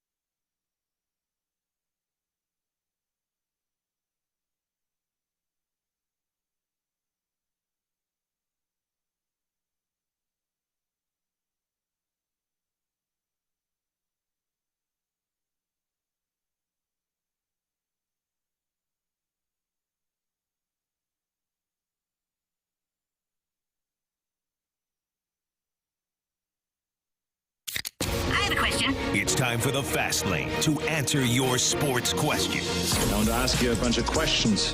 I want to have them answered immediately. Asking me all these weird questions. Answer the question. Answer the question. Answer me! Refreshed by Urban Chestnut. Urban Chestnut Swickle Light Premium Light Beer. Live your lifestyle, St. Louis. Part 2 of the Sports Six Pack is right now with Carey Davis and Andrew Marsh. I'm Anthony Stalter. I believe we got through, 2 questions that first segment? So let's go to question 3. Question number 3. Brother 636, when Major League Baseball strikes, what are you guys going to watch in the summer of 27? Well, maybe another Reacher series will be out by then. How you doing, by the way? I'm done. You're done? Oh, yeah. What'd you think of season 3? I thought it was cool, man. I think Reacher is he's a good dude. He's a tough guy. And one thing I did learn in season 3, no matter how big you are, there's always somebody bigger than you and stronger than you. So you got to use your noggin. And Reacher does that. But yeah, man, Reacher's a tough dude. I did have a question about him. I do still have a few questions. I did see him finally wash some clothes. So, that was cool. That was good for him. He did get a room to actually sleep in for quite some time. He did. And you sleep when you can. That's what I learned. Yeah, he does that. But I thought it was really good. I enjoyed it. Good. I was actually upset that I had nothing else to watch. Need a new TV series to watch now, fellas. What you got? Nothing. Series? No. We've been into like docu-series. There's a Nick Saban docu-series coming out. Did you see that? 6-parter. Is it done by him or somebody else? No, I think it's with him. It's on ESPN. It's by the guys who made the Urban Meyer one? It might be by the guys who did the Last Dance We'll one. skim over some of the I didn't even bother stuff. watching that. Yeah. What did you expect from that, though? Like, come on, man. Well, that's why I asked. Like, if I think it's him. I don't know. Don't get me. Don't. It's on ESPN if I'm not mistaken. If somebody else does it, I feel like there's going to be. I think it's kind of detailing him as a coach and kind of his process as a coach. So I do think he's involved in it. Might be the next best thing to the Last Dance. And since it's kind of fitting, since the SEC is kind of in their last dance moment. Carey is dancing on the SEC grade. Oh, man, that's hilarious. Wow. Get to the championship game, fellas. Then we'll talk. They have many a times. How many times in the last 3 years? None. Okay. I'm all about, what's taking place in the here and now. You know what I mean? Okay. All right. I have been watching the latest season of Squid Games. I was keeping up with it and then stopped watching it, got back into it, so I'm on the final season of Squid Games right now. You ever seen that show? I have not. I know loosely. I know what it's loosely about, but I have not watched it. No, sir. No, sir. It's pretty interesting. Pretty gory. Makes you think, does it? Is it like, what's that movie? Saw? No, it's more so like Hunger Games in a sense, where I like Hunger Games. Those are good. I'll give you a basic premise. There's a bunch of people who are competing in child games, and if you don't succeed, you're try again? No, they do not get a chance to try again. If at first you don't succeed, try again. If at first you don't succeed, you're done. Like done? You're done. Oh, like wow. for life? For life. Oh, man. Like you were sick, done? Like that blue heron sick, done. Yep, that kind of sick. Okay. But if you win like billions of dollars. You got some... Yeah. You got some shows on here. I've watched Mayor of Kingstown. I like that. That is very good. I like it. We watched that. We watched it like I don't know, 2 years ago or something when it first came out. Man, have you watched the latest series? The latest season? No. Yeah, I think season 3 or 4 just finished. Is it same characters? Oh, really? Yeah. What's the name? Jeremy? What? I thought it was just one. The Mayor of Kingstown? Oh, never mind. I'm thinking of the mayor of something. The mayor of Easttown. It's with Rose from the Titanic. Oh no, I haven't seen that one. Much different Rose though. A badass Rose. Rose. This Rose would have thrown Leo right off the Titanic and used him as a floating device. Wow. Yeah. Man, that's tough. Mayor of Easttown, I think it's called. Huh. So either way, she didn't allow him to live. No. She was just, she wasn't as, I don't know, heartless about it. Gotcha. Gotcha. Another show, reality show, Love the Traitors. Love the Traitors. I think I've brought this up before, but new season is out right now. Never heard of it. The Traitors. It's fun. Okay. It's a fun, thinking game. It's basically, you have a few traitors, and then you have your faithfuls, and all of the contestants have to figure out who the traitors are. Okay, got it. Based on different moves, they'll eliminate players and vote out players and whatnot, and you have to figure out based on moves that the traitors are doing. You have to figure out who they are, and if you can get them out, then you win the prize money. Got it. So, but if the traitors live, Anthony, if they stay around, they end up winning the prize money. It's a fun show. Sweet. I like it a lot. All right, question whatever, please. Question number 4. All right, we get a question about J.J. Weatherholt, and if I can find it, there's so many great TV show recommendations coming through the Air Comfort Service text line. I found it from the 314. Do you think that J.J. Weatherholt could be the first Cardinal to win Rookie of the Year since Albert Pujols did in 2001? Yeah, I think so. Absolutely. I think it's possible. Play. Certainly. Well, based on the word that CD hates, and I understand why you do, based on the potential, absolutely good. Sure. Oh, man. It's a terrible absolutely. word. It's a terrible word. At least we can talk about him in that sense, right? I hope so. Because no matter, it's a Rookie of the Year, right? So no matter what you're saying, what's the potential? How many games you got to have to be a Rookie of the Year? Oh, Carey. And what's the cutoff? I was told there's going to be no math. This is about stats and facts here. He'll get it. He'll get the number. How many? Because he'll play. What number will he have to be here to not be considered a season? And so they can not start his clock. You qualify for MLB Rookie of the Year if you haven't exceeded 130 at-bats, 50 innings pitched, or 45 days on an active Major League roster. If you have not or have. You have not. A player loses rookie status and eligibility for the award if they exceed any of these limits in the previous season. Well, this doesn't help us, does it? Son of a bee. Son of a bee. So maybe next year. No, he'll get it. He'll win it. Mike Ryder, though, negative guy, says we said the same thing about Jordan Walker. I didn't want to say that. My ear. He's not being negative. He's being skeptical. Huge difference. Or being honest. Wow. Sometimes then this is people don't want to hear it, right? Yeah, sometimes honesty feels like a jab, but in actuality, it's just the truth. Wow. You can't handle the truth. No. Some people can't. Yeah. I saw a documentary about that. It's very hard to handle the truth. Sure. For some folks. Yeah, I don't know. He'll win it.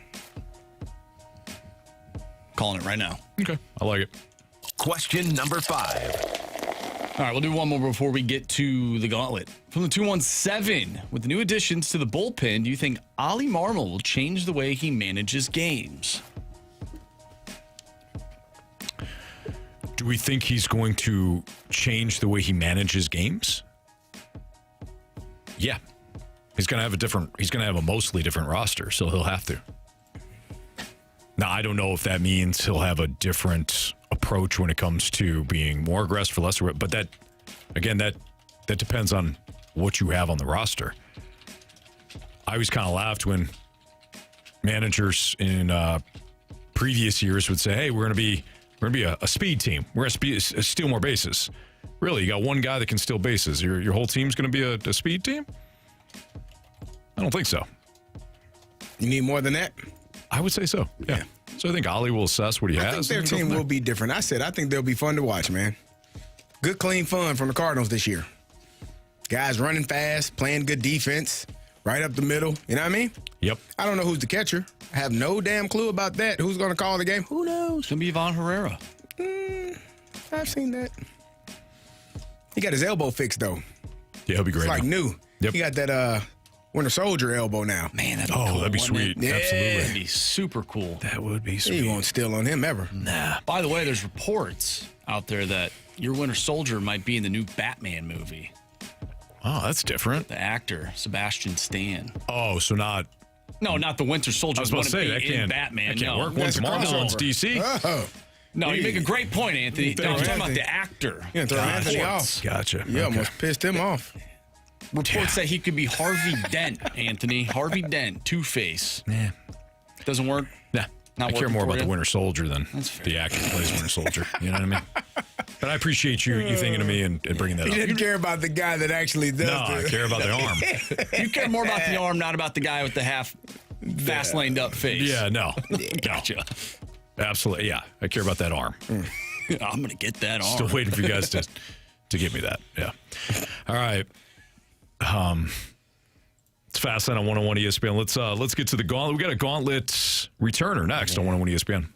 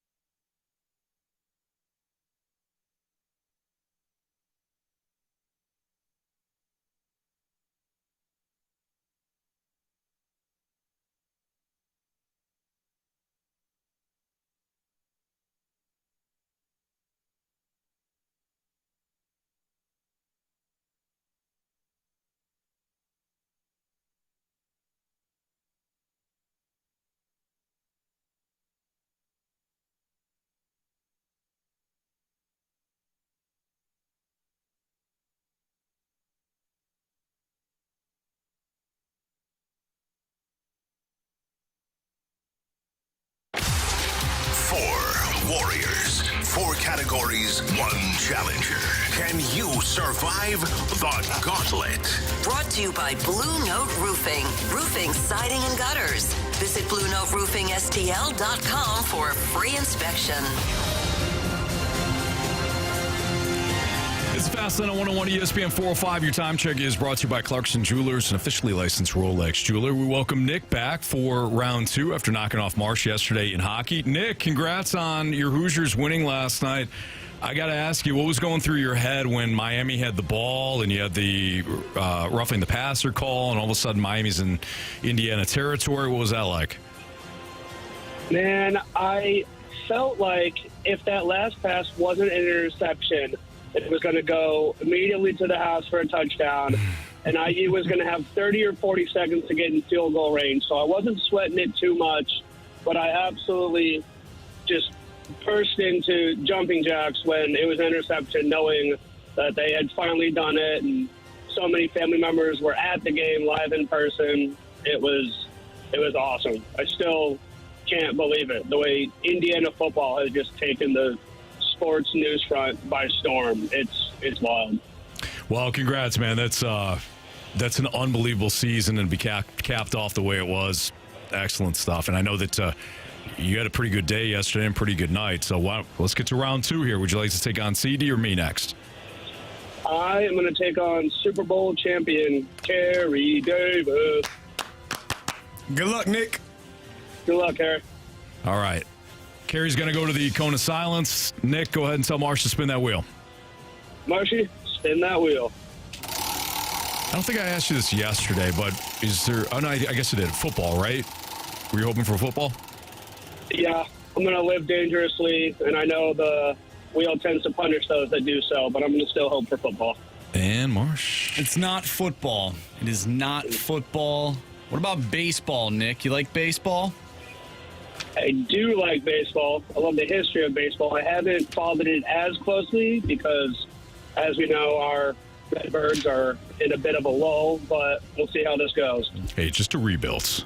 We'll be back. Actually, Anthony, it's a build. Get it right. A build, excuse me. Thank you. A build. All right, Nick, you're going to get 4 baseball-related questions. Each one is worth 2 points unless you ask for the options. If you ask for the options, those questions become worth 1 point. Are you ready? I'm ready. All right, JT Realmuto is staying in Philadelphia, having inked a 3-year deal with the Phillies. The veteran's 641 games is the second most among primary catchers of the past half-decade, behind only who?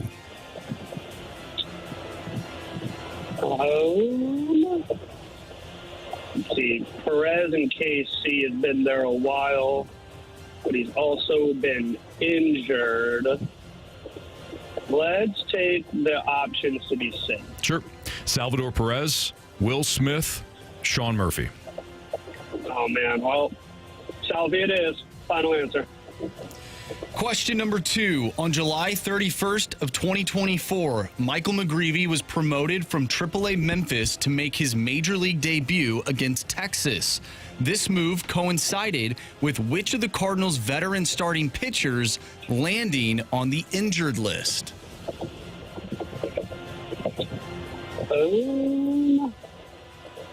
Let me think. Michaelis, maybe? Who would have been injured at that time?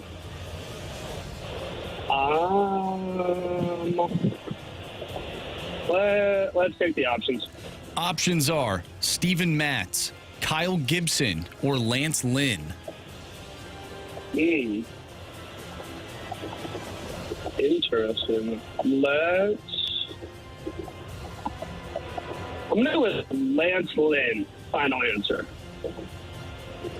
All right, question number 3. Yandy Diaz set career highs with 25 home runs and 83 RBI in 2025. For whom does this first baseman / designated hitter play? So what team? What was the name one more time? Sure. Yandy Diaz set career highs with 25 home runs and 83 RBI in 2025. For whom does this first baseman / designated hitter play for? Diaz. Yandy Diaz. I'm going to take the options, please. Tampa Bay Rays, Minnesota Twins, Cleveland Guardians. I'm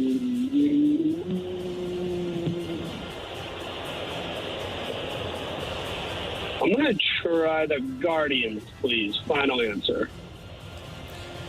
And question number 4. From 2012 to 2016, Matt Carpenter trailed only 2 players in runs scored. Mike Trout and who else?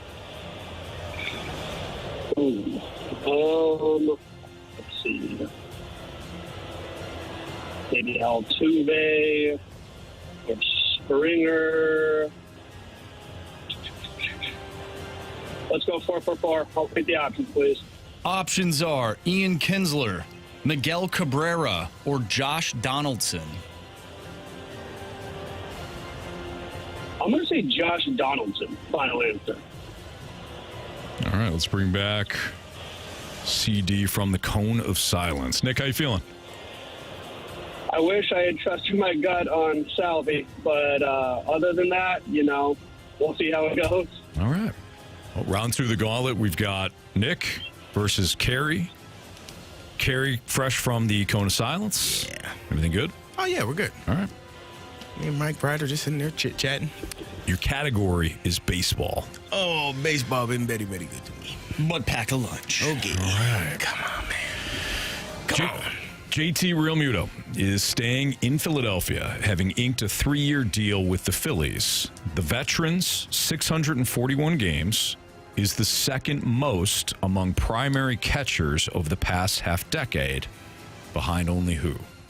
Past half-decade, 641 games, behind who? I should probably narrow this down. I'm going to be here for a while if I'm trying to... William Contreras? How many years he been there? Can you repeat the question, Anthony? I tend to not hear him correctly when I think it says NFL instead of NFC. So can you repeat the question, sir? No problem. JT Realmuto is staying in Philadelphia, having inked a 3-year deal with the Phillies. The veteran's 641 games is the second most among primary catchers over the past half-decade, behind only who? I want to say Contreras, but I'll take the options. Salvador Perez, Will Smith, Sean Murphy. Oh, I'm glad I took the options. Ooh. You know what? Let's go Will Smith. Final answer. Question number 2. On July 31st of 2024, Michael McGreevy was promoted from AAA Memphis to make his major league debut against Texas. This move coincided with which of the Cardinals' veteran starting pitchers landing on the injured list? What year? 2020? 2024. 2024. Veteran pitchers on the IL. So that would be... who the hell was here last year? Oh, okay. Was that Lance Lynn? Kyle Gibson? He didn't say starters, though. So it doesn't matter. What was the date one more time? July 31st, 2024. Oh, I'm just going to take a shot at it. Let's go with Lance Lynn. Final answer. All right. Question number 3. Yandy Diaz set career highs with 25 home runs and 83 RBI in 2025. For whom does this first baseman / designated hitter play for? Oh, man. And then what's the options? Tampa Bay Rays, Minnesota Twins, Cleveland Guardians. Rays. Final answer. And question number 4, from 2012 to 2016, Matt Carpenter trailed only 2 players in runs scored, Mike Trout and who else? 2012 to 2016? Man, who are... you know what? Options. Options are Ian Kinsler, Miguel Cabrera, or Josh Donaldson. Josh Donaldson or Cabrera. Mickey. Sounds like a really good answer. Who was the first person? Kinsler? Ian Kinsler. I'll just go with Miguel Cabrera. Final answer. All right. Let's go over these. All right. JT Realmuto is staying in Philadelphia, having inked a 3-year deal with the Phillies. The veteran's 641 games is the second most among primary catchers over the past half-decade, behind only who? Carey, you took the options, and you went with Will Smith. Nick, you took the options. You went with Salvador Perez. Correct answer is... It's Salvador Perez. Salvador Perez. I thought it was. So Nick's got a 1-point lead. On July 31st, 2024, Mike McGreevy was promoted from AAA Memphis to make his major league debut against Texas. This move coincided with which of the Cardinals' veteran starting pitchers landing on the injured list? Now, Carey, you went with Lance Lynn without the options. Nick went with Lance Lynn, but he took the options. Correct answer is... It's Lance Lynn. So we're all tied up. Good job, 2-2. Nick. Yandy Diaz set career highs with 25 home runs and 83 RBIs in 2025. For whom does this first baseman / designated hitter play for? Carey took the options, went with the Tampa Bay Rays. Nick took the options, went with the Cleveland Guardians. Correct answer is... It is the Tampa Bay Rays. Carey takes a 1-point lead. Carey with 3, Nick with 2. Yeah, see where this is headed. Comes down to this. From 2012 to 2016, Matt Carpenter trailed only 2 players in runs scored. Mike Trout and who else? Carey listened to the options. He went with Miguel Cabrera. Nick took the options, and he went with Josh Donaldson. If it's Miggy, Carey wins. If it's Ian Kinsler, who was the other option, Carey also wins. But if it's Josh Donaldson, we got ourselves a walk-off. Nick. Walk it off. It is Josh Donaldson. We were all tied up 3-3. So this is how this is going to work. Carey's going to write down his answer. Nick, you're going to hold off on yours. Once we get Carey's answer, then we'll go to you. Closest to the pin wins today. Everybody got the rules? We good? Yes, sir. All right. Here's your question. Marsh, you're on math duty. Yes. As a whole, Jamie, how many times did the Cardinals strike out in the 2025 season? Oh, my God. How many times did the Cardinals strike out in the 2025 season? So this is obviously their hitters that struck out. Closest to the pin. Carey's writing down his answer, and Nick is holding off right now. Second. Hold on. Sorry. Carey's trying to do some math. Oh, okay. Let's go with... that feels low. Or too high. I don't know. Okay. All right, what do you got, Carey? Can you show... The big number. I missed it. All right, Nick, what's your answer? I'm going to shot in the dark and say 938. All right, so Nick said 938. Carey, you wrote down 1275. No calculator needed for this. The question was, how many times did the Cardinals strike out this 2025 season? Nick. You have chosen poorly. You lose. Not today. Marsh. 1,321 times. My math is amazing. Carey, I'm interested. Which number did you go with first? I went 60, so I figured 60 strikeouts, and then I tried to multiply it by player, how many players you got, and then I generally kind of either add or subtract based off of that. But I did it wrong because I did 60 times 25, and then 25 people didn't bet. So, well, maybe they did that. Who knows? Came out to 1,500, went down a few, got to 1,275. Nice job. All right. Well, Nick, sorry, man. The run ends, but you gave it your all. You got 3 out of the 4 questions right. You just came up short on the closest to the pin tiebreaker. No worries at all. Good game, CD. Good job, Nick. Thanks for listening, man. Appreciate you. Thank you. Good job, Nick. Nice job. All right. So, Nick falls just short. Nice job, Carey. Thank you. Nice work. The Lance Lynn one was huge. You know, Nick was beating himself up a little bit because he did have the Salvador Perez. Kind of similar to what happened to you yesterday. Yep. Didn't trust his gut. And I was like, that feels like a trick question. But yet he's like, I think it's Salvador Perez, but then he asked for the options. Yeah. That's tough, though. Mm-hmm. It Tough. happens. Nice job, Carey. Thank you. Carey avoids the penalty box. Nick ends in round 2, so we'll need a new Gauntlet contestant tomorrow. We'll have a quick Bet the Board next on 101 ESPN.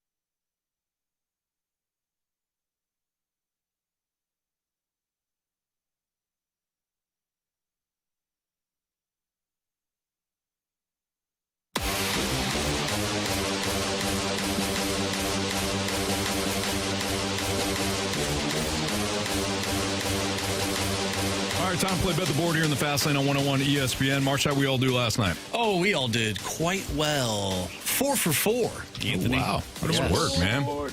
Nice work. So, Jamie's still in the lead, I presume? Yeah, Jamie is running away with it, I fear, at this point. He has... It's over? 9 points. Anthony, you have 6. So, actually, Anthony, you have 6. Jamie has 9. Carey and I have 5. Okay. All right, so... What did What did Jamie choose? So Jamie Barry Rivers is going with the Dallas Stars tonight. The money line, Dallas Stars. Okay. We hope they lose. Yeah, we always root for. I guess not always. All right. Is it me? Yes. All right. I'll take Colorado plus 5 over Kansas. College basketball. Is it on me? Yeah. Give me the Warriors. I know that my guy, Jimmy Buckets, is out. Torn ACL. Terrible, terrible news for the Warriors. But Warriors tonight, minus 3.5. Wait a second. I was trying to find the alt line, but won't be able to do it. All right. I don't know how to work that alt line thing that you guys know how to do. You're fine. Yeah. Yeah, Carey, you're fine with that 3.5. What?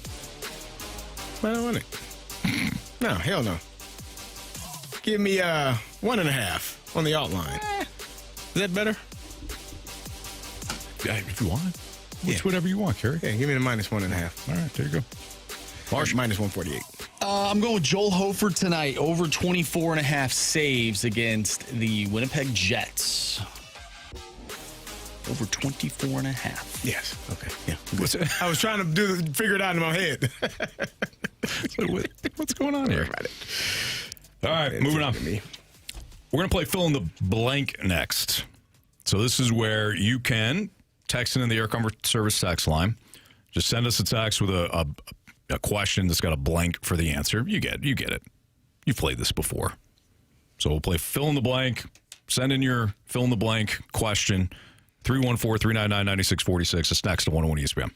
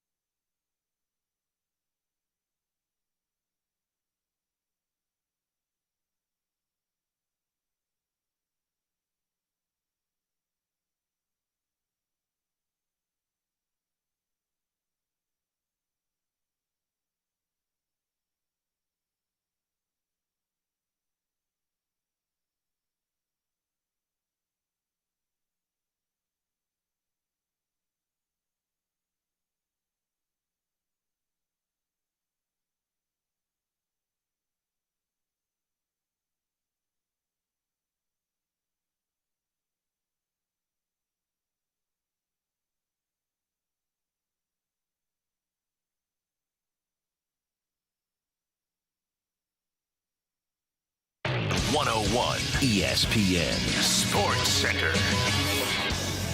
I'm Andrew Marsh. It's time for a Sports Center update brought to you by Saliga Heating and Cooling. The Blues are back in action tonight, taking on the Winnipeg Jets, and you can listen to that game right here on 101 ESPN. Pregame starts at 6. Puck drop is at 7. We are going to play fill in the blank. So if you have a fill in the blank statement you want to send our way, do so using the Air Comfort Service text line 314-399-9646. I'm Andrew Marsh, and this Sports Center update is brought to you by Saliga Heating and Cooling, a Daikin heating and air conditioning dealer.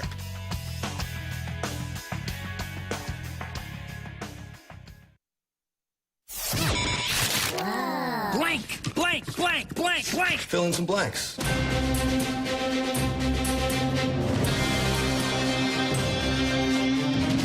right, time to play fill in the blank here in the Fast Lane on 101 ESPN. You can send your fill in the blanks to the Air Comfort Service text line 314-399-9646 with Carey Davis. I'm Anthony Stalter. Marsh, what do we got? All right, from the 618, with 4 NFL teams remaining this year, a champion will add another Lombardi trophy to their case.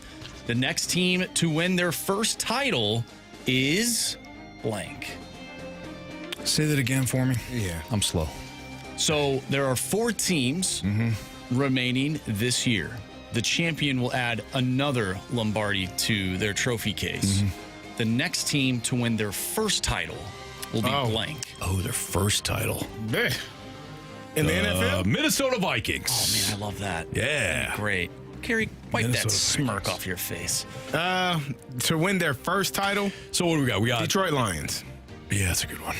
We got Vikings, we got Lions, we got Jaguars, we got Browns, Panthers, Falcons.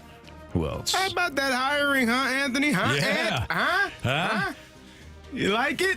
Sure. 2-time coach of the year there. Yep. Now the bar was set pretty low, but, Yes, sir. you know, got some things to work with. Need a quarterback, but Still needs a quarterback. Yeah. I think it was the epitome of fine. yeah. You know what? I'll change my vote. I'll go with the Jags. Just the guys. The Jacksonville, just the guys. Okay. Sure. Who else are we missing? Titans? Yeah. Titans, Houston. Texans. Yeah. They got to get past the divisional round first. Panthers. You know what? Yeah, I'm gonna change my answer. I'll Cardinals? let Marsh. Sorry. I'm gonna let Marsh choose his Vikings. I'm gonna go with the Texans. That defense is nasty. Have the Chargers won one? No. You didn't pick the fighting Justin Herberts? The Kirk Herberts? No, that team, that organization's cursed. Come on, man. Oh, my gosh. I'm surprised we didn't call him Kirk Herbert after that first game in the playoffs. That's his favorite player, man. Actually, that performance, to say he played like Kirk Cousins would be disrespectful to Kirk Cousins. Absolutely. The Patriots were blitzing all over the place, man. They had like 12 guys on defense. He didn't know where the hell they were coming from. Kirk would have been crushed. He didn't know where they were coming from. Kirk can't move. He had Justin no clue. Herbert can at least move. And he still didn't help. It didn't matter, yeah, Didn't but help he at him. least move. No, we did not say. We're getting some in the snake pit here, too. Walrus King asked, did you say Bengals? Nope, we did not. Warren County Wizard text in. No mention of the Bills. No, that unfortunately, that organization is also cursed. We've seen it. I've seen it. I will say, I said that old McDermott was on the hot seat if they didn't win. And you were right. I felt it in my bones, Anthony. You lose that game. You don't make it to the Super Bowl this year, you ain't never going to do it, man. I'm convinced. Yeah, Josh Allen. Yeah, you needed some other things, but who's counting and keeping track? You got Josh Allen. Everybody should. Every single person should. Well, who's your... Okay, so let's all take One at least team. one team. I'm saying Texans. To make it to... Did you watch C.J. Stroud play quarterback the last 2 games? You can do anything. Like, listen, man. The Bills don't have anybody outside of Josh Allen, plus they're cursed. And The Chargers just lost Justin Herbert for next year. They just don't even know it yet. Or some other significant player. Like, that's their lot in life. That's fair. Go to the Vikings. Go to the Falcons. I mean, it's a mess, man. I'm going to say Houston was very. C.J. Stroud was so disappointing, and they got to figure something out. They're gonna have to get a new offensive coordinator that can help him. Offensive line upgrades, and C.J. Stroud got to play better. I'm going Jaguars, man. I go with the Jags. I like what they did this year.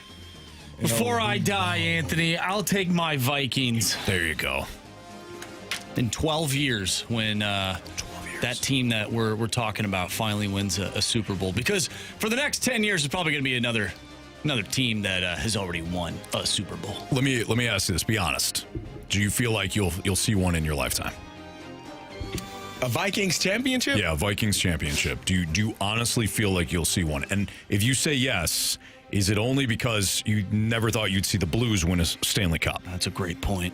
Anthony, if the Cubs can win a World Series, anything is possible. And Indiana win a national championship? No, that's true. Indiana? The Hoosiers? Come on, man. Anything's possible. Fair. I think they'll win one. Okay. In your lifetime? Hopefully. All right. You're a young buck, so. Well, hopefully I'm around that long. Hopefully they can get their act together and maybe start drafting some good players. All right, let's move on. From the 636, blank will not be extended past their rookie contract for the Cardinals, much to the fans' dismay. Ooh. So he'll play, go through his arbitration. But won't get an extension? Alec Burleson. And he won't get traded? I mean, that's the only thing I can come up with. Brendan Donovan. That's easy. Take that. It was easy. Fill in the blank. I said Brendan Donovan. That was easy. Whatever, dude. Is he still on the roster? Yeah. Okay. Brendan Donovan. He's a player that everybody loves. Cardinals fans would love to keep him. And I think he's going to get traded. Lars Nootbaar hadn't. No, let's go Lars. He's still in some form of arbitration. Mm-hmm. Probably in his last year of arbitration. They ain't re-signing that dude. I don't think. I wouldn't think so either. Give me Lars. All right. Marsh. To the fans' dismay. Oh, to the fans' dismay. Well, I mean, I feel like there's maybe one player, maybe two. It's either Mason Wynn or, you know what? How about this? I think Liam Doyle's going to be so good that the Cardinals will not sign him in X amount of years. Why? Can't pay him? They can't pay him. What are they saving their money for? Anthony, I'm not the one making the decisions. I'm just throwing it out there. They got to pay somebody. Do they? I don't like your answer at all. I didn't say that. Carey's I liked. Didn't say that. Mine, I didn't mind. Yours, don't like it at all. It's not even bold. It's just mean. But it's your answer. This is what happened. Go ahead. No, Anthony. I looked you dead in the eyes. Yeah. And he changed your answer. Made you change your answer, didn't he? He did. Yeah. He made you say the answer you didn't want to say. Exactly. Yep. I thought you were fibbing earlier, I Carey. wasn't fibbing. I was telling the truth, man. You don't. It was hard to hear, right? Because you were being honest. He didn't want to hear the truth. He doesn't want to hear the truth. He doesn't. How about the Tigers? You think they're going to keep Tarek Skubal? Nope. He's from Detroit. Somewhere. Next. All right. From Brickhouse Gang. Fill in the blank. There will be blank number of Blues traded at the deadline. 2. None. Ooh. There will be 0. That's spicy, as the kids traded. say. Does the kids still say spicy? Yeah, sure. Okay. I'll say 2. I wonder how many players they will be able to deal. That's why I said 2. Justin Falk, if they decide to go there, if they continue to not, play as well, and then Shin. He's hot commodity at last year's trade deadline. You got a modified no trade clause, meaning you can half the teams you can work with. Mm-hmm. Them other guys, wish you the best of luck, man. I believe they'll try to trade those guys. And I don't want to see anyone with the leave. no trade clauses, the modified no trade clauses. No, we want to see the Blues start a 13-game winning streak. How about a 3-game winning streak? Why don't we start there? Marshy, at this point, too much. I don't think a 3-game winning streak is going to do it. I'm asking for too much. He's asking for 13 games. Last year, how many games in a row did they win last year? Their winning streak, what was that? 12. 12. I don't think they had won 3 in a row before then. Okay, you're not wrong. History has a tendency to repeat itself, Marsh. That's what I'm telling you.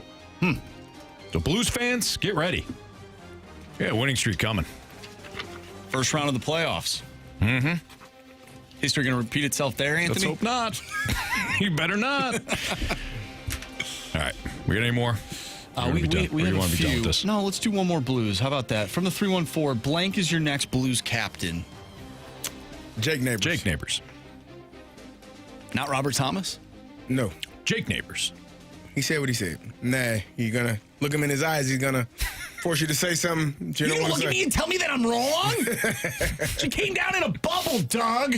Empty 2020 goes, Christmas was last month, Marsh. I don't even know what it means, but it's funny. I don't know what it's in reference to, I should say, but it's funny. Probably a documentary. Yeah, probably.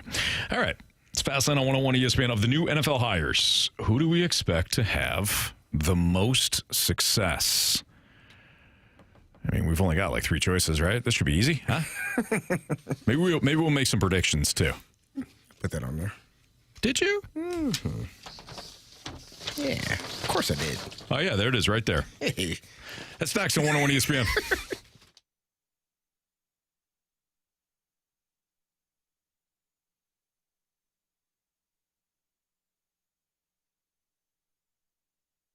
Carey, I was talking to somebody the other day, and they're like, hey, I heard you and Carey talking about mentality. Does it actually work? 100%. Yes. So if you're feeling dragged down all the time, you don't feel like yourself, and you had all the expectation, the hope to start 2026 off on the right foot, and it's already January 20th, and you're like, I still haven't got back into the gym. I don't have the motivation. What's going on? Go down and see our friends at Mentality. You can get your blood drawn. They can see if you are low in testosterone. If you are low in testosterone, it's really not that big of a deal. Now, if it's something else that you're dealing with, they can get your doctor involved and all that. Great. But when it comes to feeling less than yourself, if your testosterone starts to creep up, you start to feel like, man, I can go back into the gym. I'm eating right. I feel like the old me again. And that's really, Carey, what we want for guys that might be in our shoes. Definitely. And I'm heading over there on Friday to get my labs done and talk with Angel and kind of see where I am, because I have been down and tired and moving a little bit slower. The older you get, the slower you tend to move. But the mentality and the testosterone therapy and all those things can help you get back to the you that you used to be. And that's what we all want. It's a new year. You want to become the new you. And that's what's going to happen when you go to Mentality. They can get you taken care of as soon as possible. No doubt. And right now, Carey, all new patient labs will be covered in your treatment plan. That's right. All new patient labs will be covered in your treatment plan. That's a savings of $250 right out of the gate. But you got to mention Carey or I from 101 ESPN. They'll love to hear that. So reclaim the old you, the younger you with Mentality. You can schedule your appointment now at lowtusa.com. Again, that's lowtusa.com. Better yet, just go to one of the 2 locations, Chesterfield or South County. Set things up. You'll feel great. And no time, you'll feel like the old you. It's Mentality. I'm Ultima Morgan of Morgan & Morgan. Every time one of my children started driving, it was terrifying. I am quite aware of the dangers being on the road. Thousands of accidents happen across the country. We see it every day. These families' lives will be changed in an instant. We fight for these families as if they were our own. We've become America's largest injury law firm by winning cases just like these. If you've been injured in a car accident, call us. Injured? Dial pound law or visit forthepeople.com for an office near you.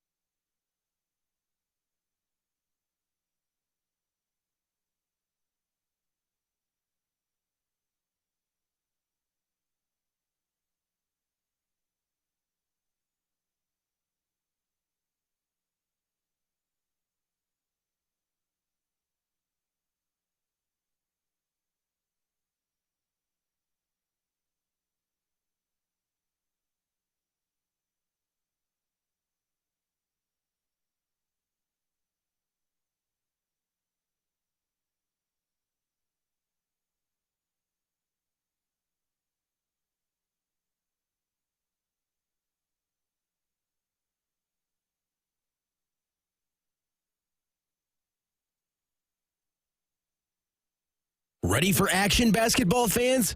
BetMGM, an authorized gaming partner of the NBA, is giving players another reason to hit the court this season. BetMGM is adding extra excitement to every basket, every slam dunk, and every buzzer-beating shot with special promotions, new features, and more. Log in throughout the season to find odds boost tokens, no sweat tokens, and same-game parlay boost tokens in your account to amplify your winnings. Enjoy enhanced product features like dark mode, too. We have lots in store between now and when the new champions are crowned, so log into BetMGM, an authorized gaming partner of the NBA, all throughout the basketball season to see what's new. BetMGM and GameSense remind you to play responsibly. Gambling problem? Call 1-800-GAMBLER. See BetMGM.com for terms. 21 plus only. Missouri only. Existing customer offer. Subject to eligibility requirements. Rewards vary and expire in 7 days.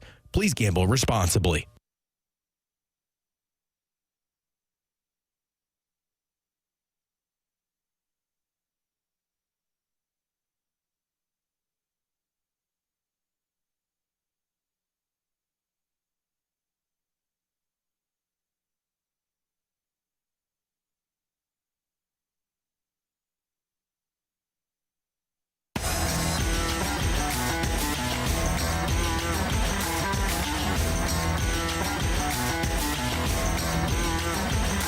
It's a Fastlane on 101 ESPN with Andrew Marsh and Carey Davis. I'm Anthony Stalter. Of the new NFL hires, who do we expect to have the most success?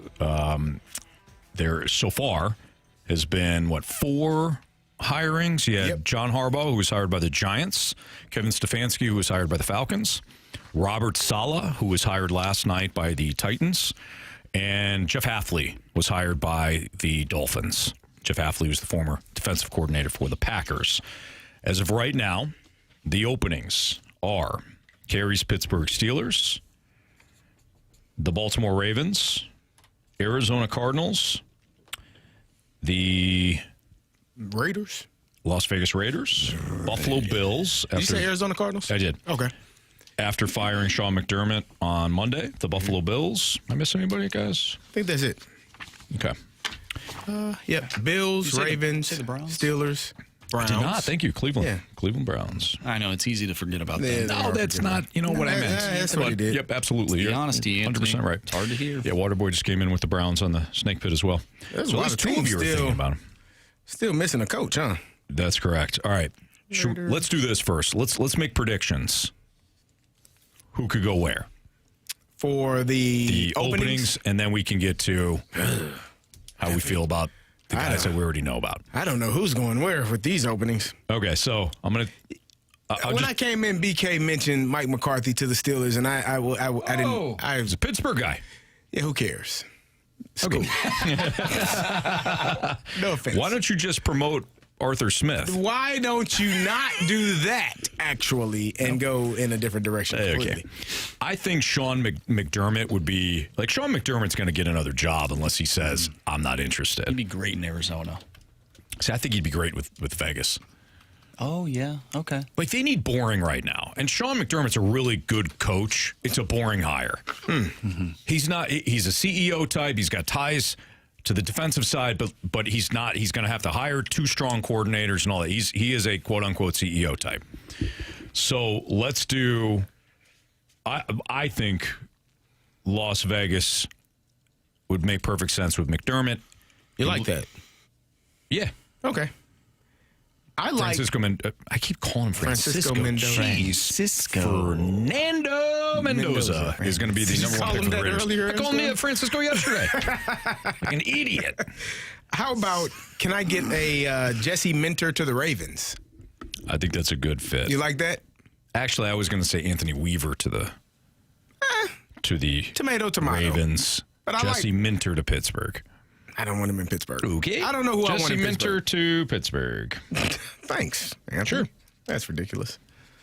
No, it's not. I mean, I think it makes a lot of sense. To Pittsburgh? Yeah. No, I just heard Mike McCarthy's going to Pittsburgh. That's what BK said, and I don't like that either. Well, he's been lying to you. Okay. Cardinals. Who you got? You think Brian Flores would be a good spot for? I think they need. Brian Flores in Pittsburgh.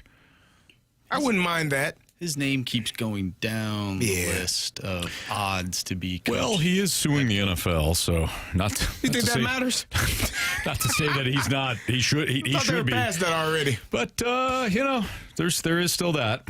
I saw that Nathan Shieldhouse, former Illini, had an interview with the Browns, if I'm not mistaken, for their head coaching. The Steelers. I think the Steelers. That was the first person that was connected to the Steelers. Nathan is a very bright young man. I think he's about 35 years old. Works his tail off. Been coaching for a number of years. So we go in Pittsburgh with him? Sure. I'd love to see Nathan in Pittsburgh. There you go. Okay. I don't know how to work, but whatever, dude. It'll be fine. It'll be great. All right. What about Cleveland? We gotta make what would be the Matt Nagy? Matt Nagy does feel like you know what, guys. I won't take no for an answer on this one. I won't argue with you about that. Who did you say Jesse Mentor to? Can we get him to the Ravens? You said Baltimore. I'll take him to the Ravens. Okay, where does Clint Kubiak go? Because he's gonna go somewhere. I think Buffalo. He should go to Buffalo. All right, I like it. BK and Ferrario brought up the idea of Brian Daboll getting a job, going back to Buffalo. As the head coach? As the head coach. Oh, hell no.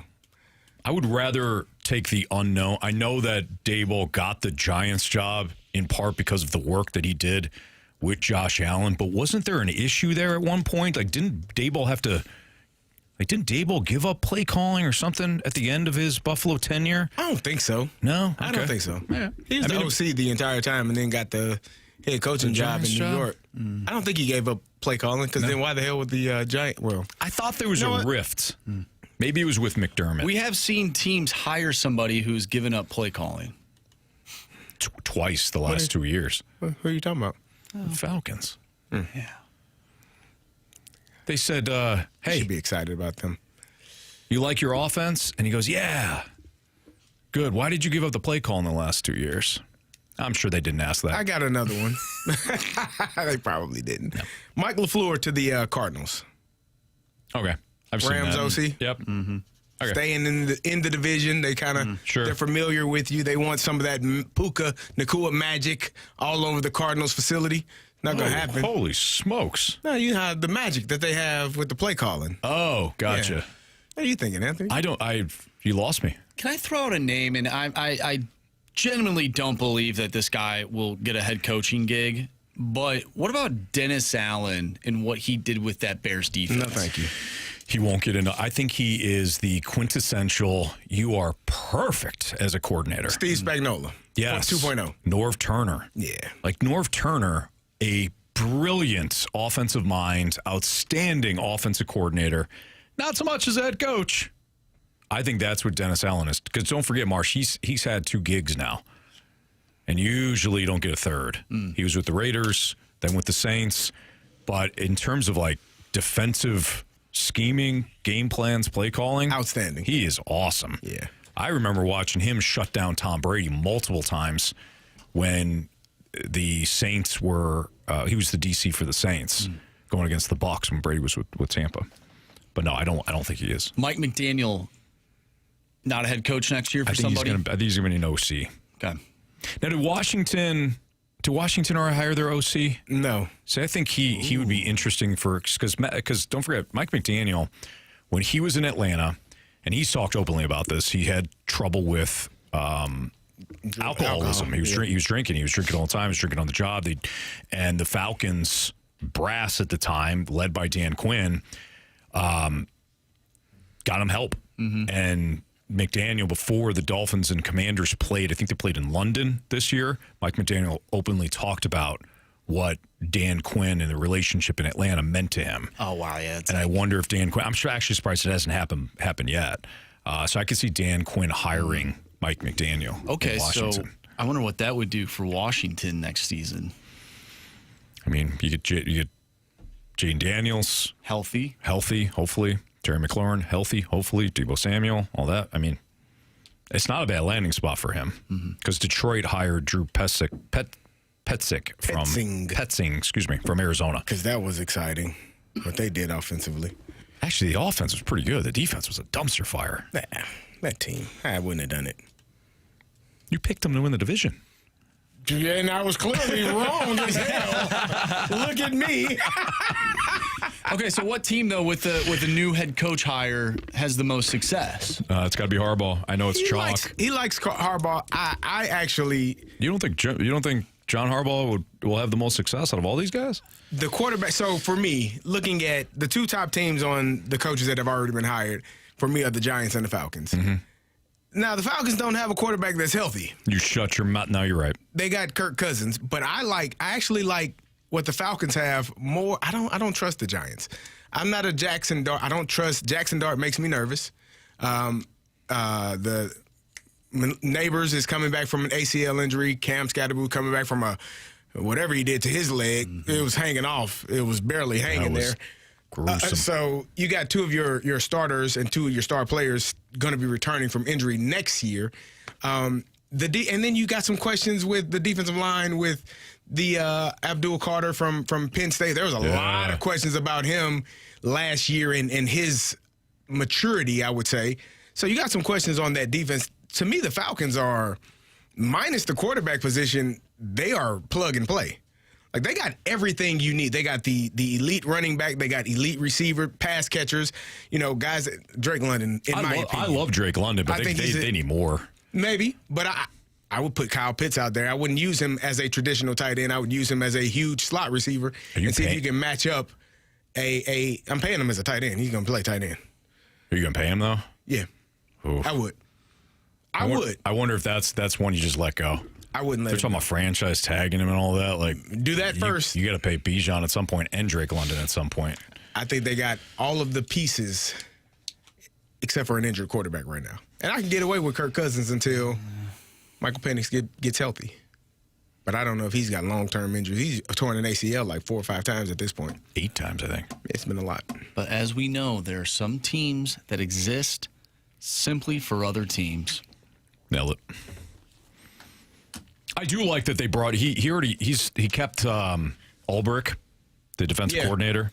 He signed him to a 3-year deal, and they're bringing in Brian Callahan, who is the father of Bill Callahan. Or maybe I got that mixed up. The son, excuse me. Yeah. Well, no, they hired the father. Brian. They hired Bill? Yeah, Bill, excuse me. Okay. They hired Bill Callahan, who is the father of Brian Callahan, the former Tennessee Titans coach, who's an excellent offensive line coach. But no, I think it's got to be John Harbaugh. He's going to come in, command instant respect, somebody that I think that will overtake the front office and some of the poor decision-making, bring some consistency there. What's up? That front office he's is a joke. He's still laughing about Joe Schoen. You love that front office. When he had me watch that show. With the HBO, remember the music and the edits? It had me excited, man. Is awesome. The music was, I was all in. Little did I know. Little did you know. Are the Cardinals in a better position than the Blues right now? Marsh. We have 4 hours of radio. That's next to 101 ESPN.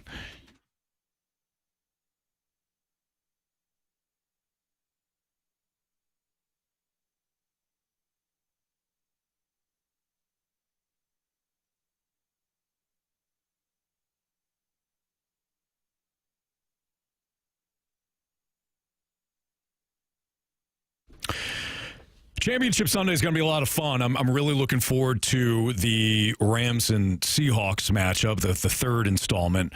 Might be looking at that AFC Championship game thing. Well, Jarrett Stidham starting for Denver. I don't know about if it's exciting. Then go to Underdog. Underdog gives you a chance to lock in on some of the matchups that you like or don't like. So maybe you like Drake May to run around a bunch against Denver.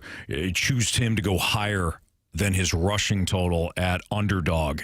Build your entries up. You don't have to just stick with that same game. You can add a Patriot and a Bronco and one Ram and one Seahawk if you want. Heck, you can even look at an NBA game that day and throw a player in there to go higher than his point total or under his assist. However you want to play it, Underdog's completely up to you.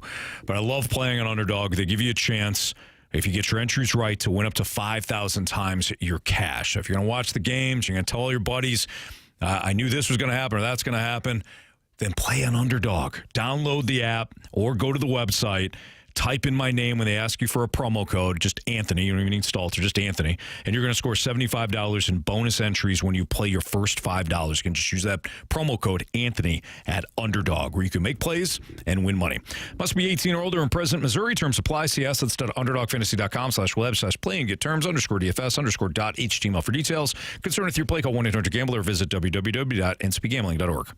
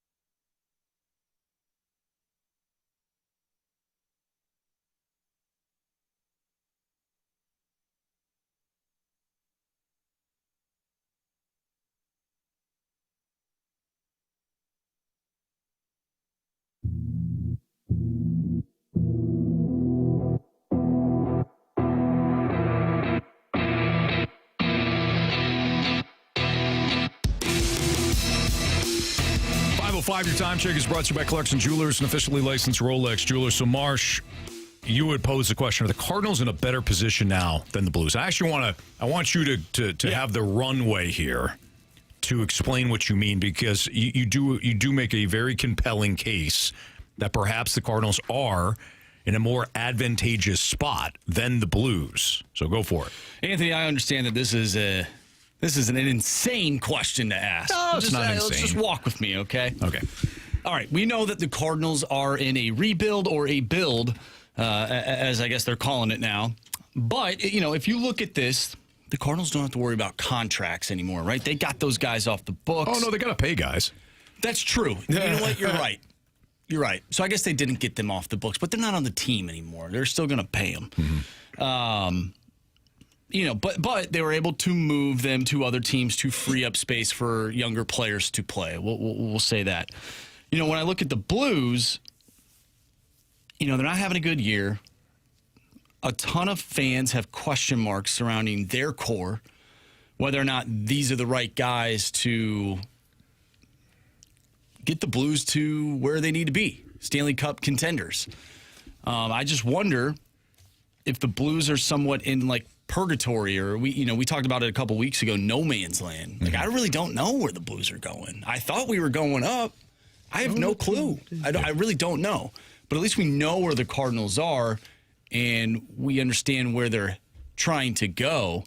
I wonder if people have more question marks surrounding the Blues right now because they're in sort of a no man's land, at least in my opinion, compared to the Cardinals. Again, it's a crazy question to ask, but I want to get your thoughts. I really don't think it's crazy because I understand your viewpoint on this. Here's the thing: a fresh start always feels good.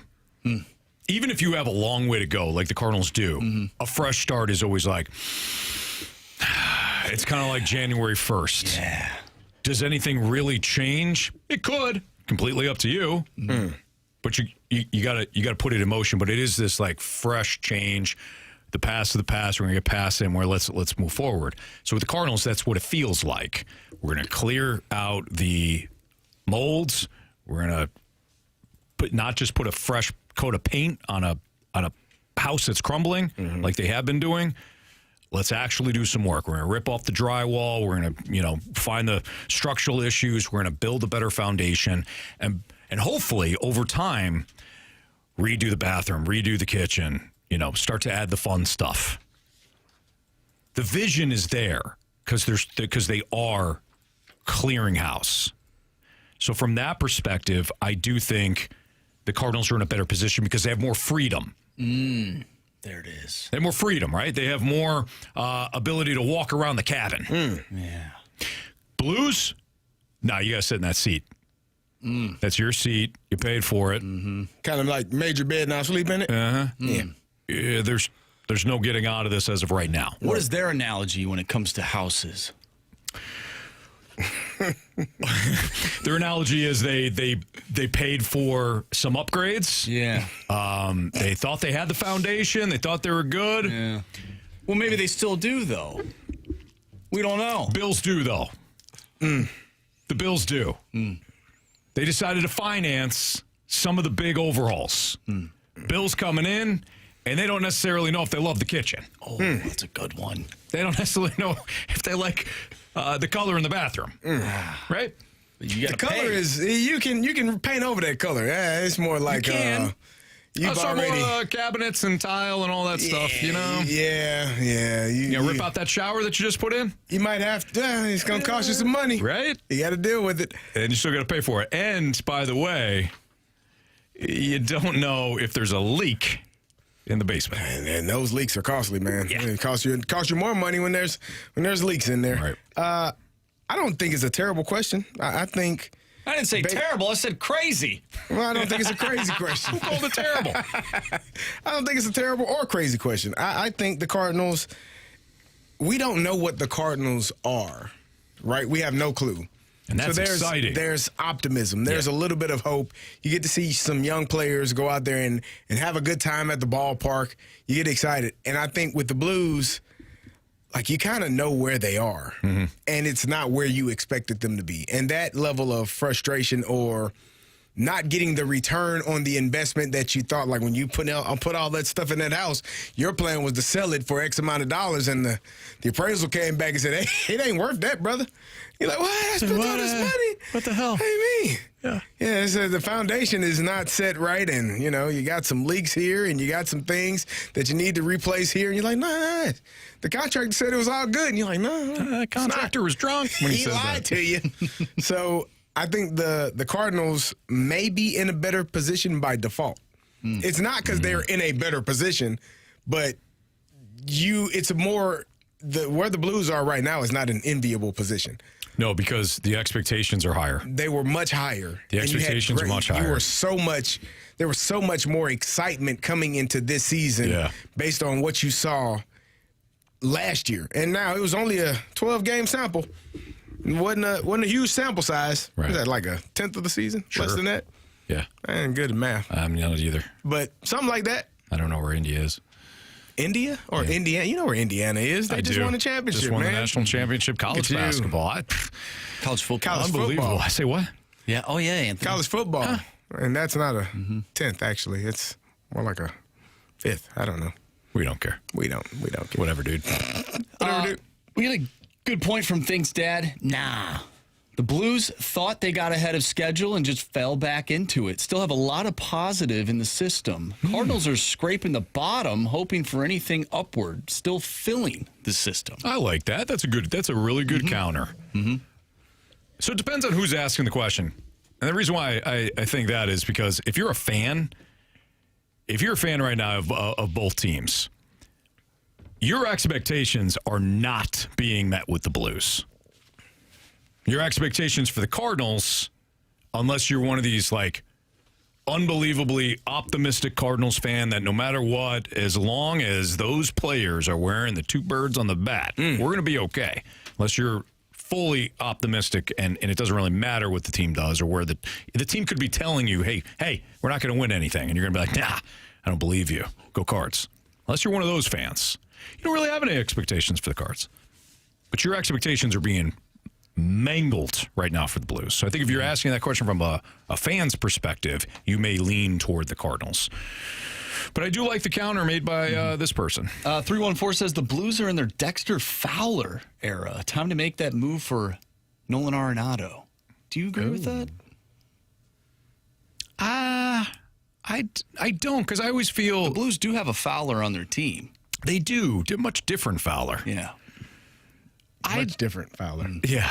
He's less expensive Fowler. Less expensive Fowler. Yeah. The Fowler thing, I always grew frustrated. The Dexter Fowler signing was always the tipping point for me with the Cardinals. Because I felt like it was lazy. It was just, we want a center fielder and we want a leadoff guy so we can move Matt Carpenter to the third spot. Who's available? Dexter Fowler. Can he play center field? Sure. Not really. But it says CF next to his name. Sign him. May take 5 years. Give it to him. Like there was no creativity there. They just flat out paid the guy that was number one at center field in the offseason. Didn't ask any questions about how the fact that the Cubs used to play him inside the ivy because he couldn't go back on a ball.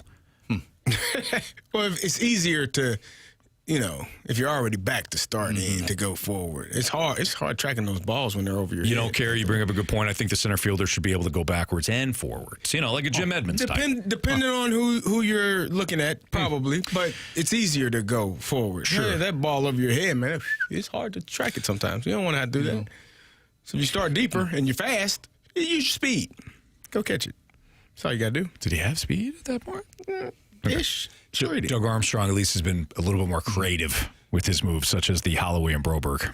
Well, into the second part of this text, time to make that move for Nolan Arenado. That didn't really work out for more than like a season. Only because they stopped adding pieces. You know what I mean? That's true. We cool. That's what the Cardinals' nonchalant viewpoint was. In my opinion, we're good. We got Goldie and Arenado. You got any pitching? Screw it. We don't care. Let's roll. Don't worry about it. Yeah. You just play ball, man. Okay. It's Fastlane on 101 ESPN. There was an article done by ESPN.com that talked about NFL executives with some wild predictions, including a franchise quarterback who could be on the move. That's next on 101 ESPN.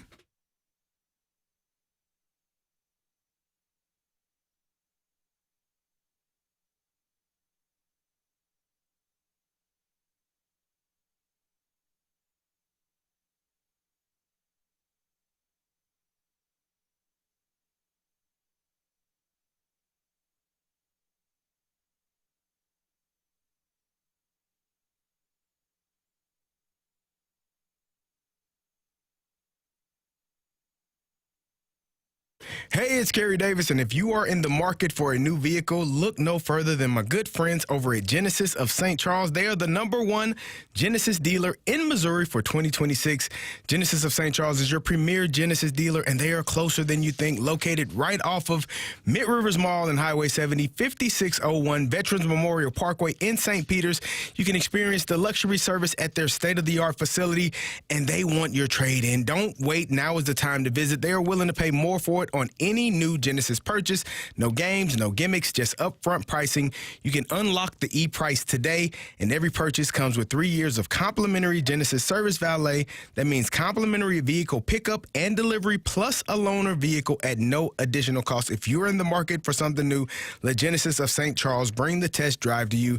They have a large selection of new Genesis models in stock ready for you to take home today. If you're too busy to stop in, you can visit them online. You can buy it online. All you need to do is go to genesisofstcharles.com to get started. That's genesisofstcharles.com.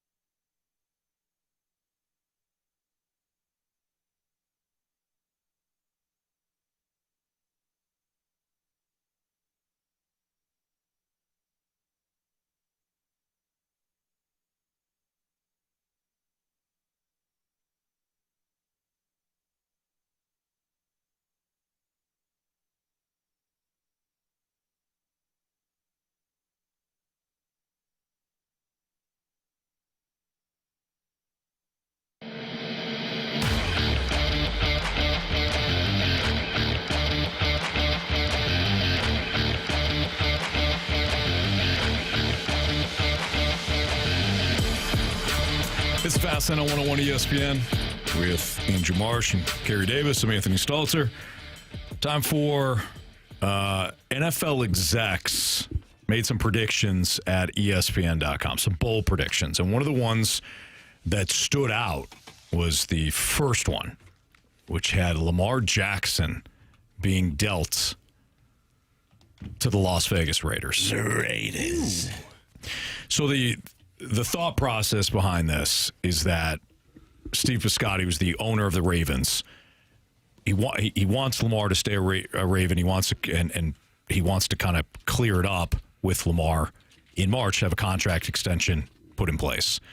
But one NFL personal evaluator, whatever that means, said it just seems like there's been some consternation there with Lamar and the Ravens, and this would be the ultimate Mark Davis move. I'm not even convinced everybody with Vegas would be on board with it, but it would instantly solve their quarterback problems.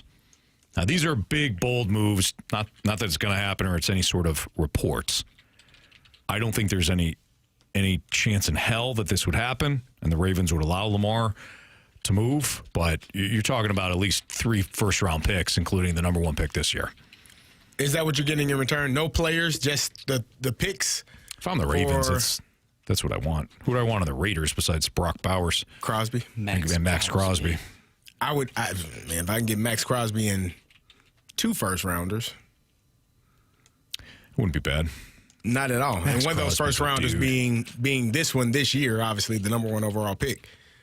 That seems like a high price for the Raiders, though. Like that feels like an extremely high price to go that route.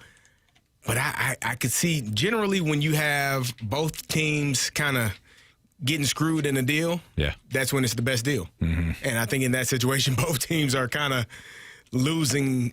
You know, you lose your starting quarterback. That's horrible. Where are you going to go from there? Right. And if you're the Raiders, you're losing a number 1 overall pick, another pick, first rounder, and one of the best defensive ends in the league. You're getting Lamar, though. Yeah, but I still feel like you're getting Lamar. I mean, I'm cool. That's cool. It's wonderful. I love Lamar. But, man, come on, man. That's a lot. Could you imagine, though, a head coach, a candidate saying, yeah, I'm cool, trade Lamar. We'll be good with Francis. Oh, my God. What is wrong with me? Fernando Mendoza. I'm going to do this forever. I'm going to do this forever. This poor kid's going to be Francisco Mendoza to me. Jeez. You know what? If he doesn't like it, Anthony, he needs to play better. Oh, God, pretty damn good. What a Heisman. If he wants you to call his name correctly, then play better. 16-0. I don't know how much better he should play. Bloody mouth, diving into the end zone. You know who has been playing pretty well? Old Dusty Dvorak. Yeah. Very true. Dalibor Dvorsky. There you go. Some idiot in St. Louis can't get my name right. All I've done is win. Anyways, I don't see it happening. Eagles trade A.J. Brown to the Bills. This I could see happening. I actually like that. Mm-hmm. And I don't know. I mean, if you're the Eagles, that doesn't make you better. I don't know what you could get back. There's not a player on the Bills roster that you would want in return that would make you feel like, oh, the defense is solid. You don't need any real pieces there. They do a good job of drafting and evaluating and bringing in free agents. Mm-hmm. Offensively, I mean, the best player on their offense is James Cook, and he's not better than Saquon Barkley when playing at his best. And I don't think the Bills will trade Dawson, their left tackle. So it's going to be a draft pick more than likely if you're trading A.J. Brown and getting that back. I don't see that as a bad deal for the Browns, for the Bills, though. Yeah. I think that's actually a good trade for the Bills. Well, yeah, the wide receiver room is Khalil Shakir and then a bunch of guys. Yeah. Keon Coleman just hasn't. I know he caught the touchdown pass, but I think it was dropped. He dropped one that was. And they would have gotten called back either way. Right. Because it was an offside or a false start or something. But, yeah, he was in the back of the end zone early in the game. Yeah. I mean, just dropped it. Yeah. Falcons roll with Kirk Cousins as quarterback. This one does make sense because of the connection with Kevin Stefanski. Mm-hmm. They were both in Minnesota. The problem is they restructured his contract, and that includes $67.9 million in 2027 salary, which vests March 13th. So this would have to be one of those deals. If I've read it correctly, this would be one of those deals where the Falcons would say, we're going to release you and then sign you back. Okay. And it would be a restructured deal. Now, Cousins doesn't lose anything out of the deal. He would still get all the guaranteed money he had before, but it'd be a restructured contract. But it does make sense because Penix isn't going to be ready. I have no idea if Penix is a fit for Kevin Stefanski's offense, but we know that Kirk Cousins is. Yeah. A healthy Kirk Cousins, which he seems to be. Yeah. Malik Willis to the Dolphins or Browns? I don't know why you would go to the Browns. You already drafted 2 quarterbacks last year. You got one. I don't know what the hell Deshaun Watson's deal is, if he's ever going to play football again. Forgot about him. I think most people do. He's still on the roster, making a lot of money. He hasn't played in, a year and a half? Yep. And so I don't know what – I couldn't see – Malik Willis, I think, earned himself some money. I agree. Played really well in spot duty in Green Bay, and I think people had wrote him off based on what happened in Tennessee, and I think he made himself – proved himself viable to be a at least at worst – a quarterback that can come in a pinch and fill in and do some things for you. He got some coaching. Yeah. I think he did a really good job. So this is the next guy that you look at and say, oh, that reclamation project. Mm-hmm. I'm not saying he's going to be like a franchise quarterback, but I would rather roll the dice. From what I've seen on Malik Willis, I'd rather roll the dice on Malik Willis than take a stab with like Trey Lance or somebody. Okay. In my opinion. What about Tua? No, thank you. No. You're over Tua? Yeah. The Tua project is I don't even know if I was ever on Tua. Yeah, He led the league in passing one year. He certainly did. 1 year. That's like a lot of guys can never say that. That's like Francisco Mendoza having a beer. It's Fernando that's right. Mendoza. Come on, everybody knows that. Can I throw something crazy out to you guys? Let's say Jared Stidham goes to the Super Bowl, plays pretty good. There's some people out there that think that he could, have himself a good game. He has a golden opportunity. He's playing with house money to put the best film in the world. 100%. He could if he balls Nick Foles style. Someone's trading for him. Yeah, and he will be a starting quarterback for one of these teams. Absolutely, ridiculous. He'll be an Arizona Cardinal in an hour. Carey, the guy who goes out and wins the Super Bowl. You guys think that Jared Stidham is gonna lead the Broncos to the Super Bowl? You're not listening. Carey, Nick Foles beat Tom Brady in a Super Bowl who he threw for 500 yards. Carey, put your NFL exec hat on. Okay. Which turns you a little nutty. Yeah, it's like when you see guys running in shorts and T-shirts and you're like, wow. Exactly. Now, view the Jared Stidham situation from those eyes. You're probably right. Thank you. Yep. Sorry. $120 million. Probably 2 years. Some fools gave Paxton Lynch a bunch. Or it wasn't the Paxton. tall one. No. It wasn't Paxton Paxton about the Broncos? Lynch. Yeah. What was his name? Brock Osweiler. The tall one. Yeah. Well, they're both tall. Like 6. No, Brock was like. Paxton Lynch was tall and skinny. No, Brock Osweiler was like 6'8". Wasn't he? Sure. Is that the tall one I'm thinking about? Yeah. Yeah. But I'm saying Paxton Lynch, I feel like it was like 6'4" or something. I think Jared Stidham is on a 2-year deal with Denver, so you would have to trade for him. First round pick, $120 million. I know we're laughing about it, but sight unseen. It could happen. It could happen. Yeah. All right. Let me see if there's any other interesting ones. Geno Smith, Tua, and Kyler Murray are all made available for the Jets. For the Jets, Jets. If Aaron Glenn wants to keep his job, he shouldn't do that. What should he do? Out of all three of those, though, if you had to choose one. Who are the three? Geno Smith, Tua, and Kyler. You had to choose one. Oh, my God. It's got to be Kyler Murray. There is no other answer.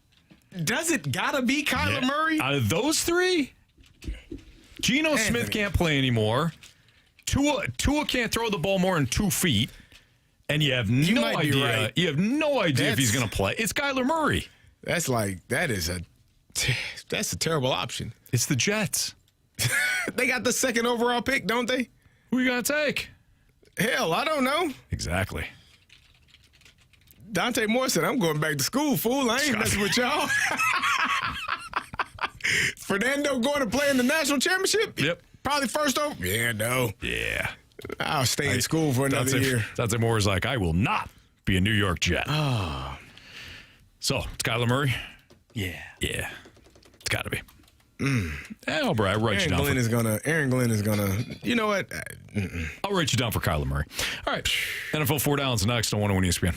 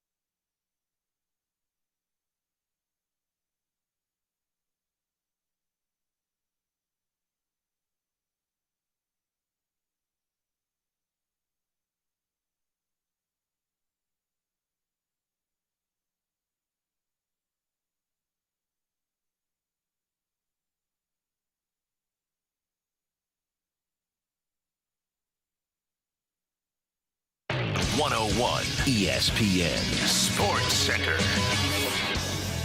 I'm Andrew Marsh. It's time for a Sports Center update brought to you by Saliga Heating and Cooling. Blues back in action tonight, taking on the Winnipeg Jets. You can listen to that game right here on 101 ESPN. Pregame starts at 6. Puck drop is at 7. If you missed anything from today's show, including our breakdown of the national championship game from last night, Indiana taking down Miami.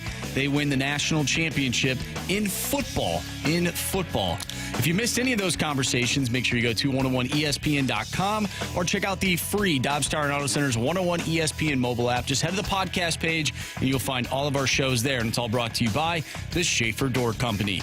We are going to dive into NFL 4 Downs next. I'm Andrew Marsh, and this Sports Center update is brought to you by Saliga Heating and Cooling, a Daikin heating and air conditioning dealer.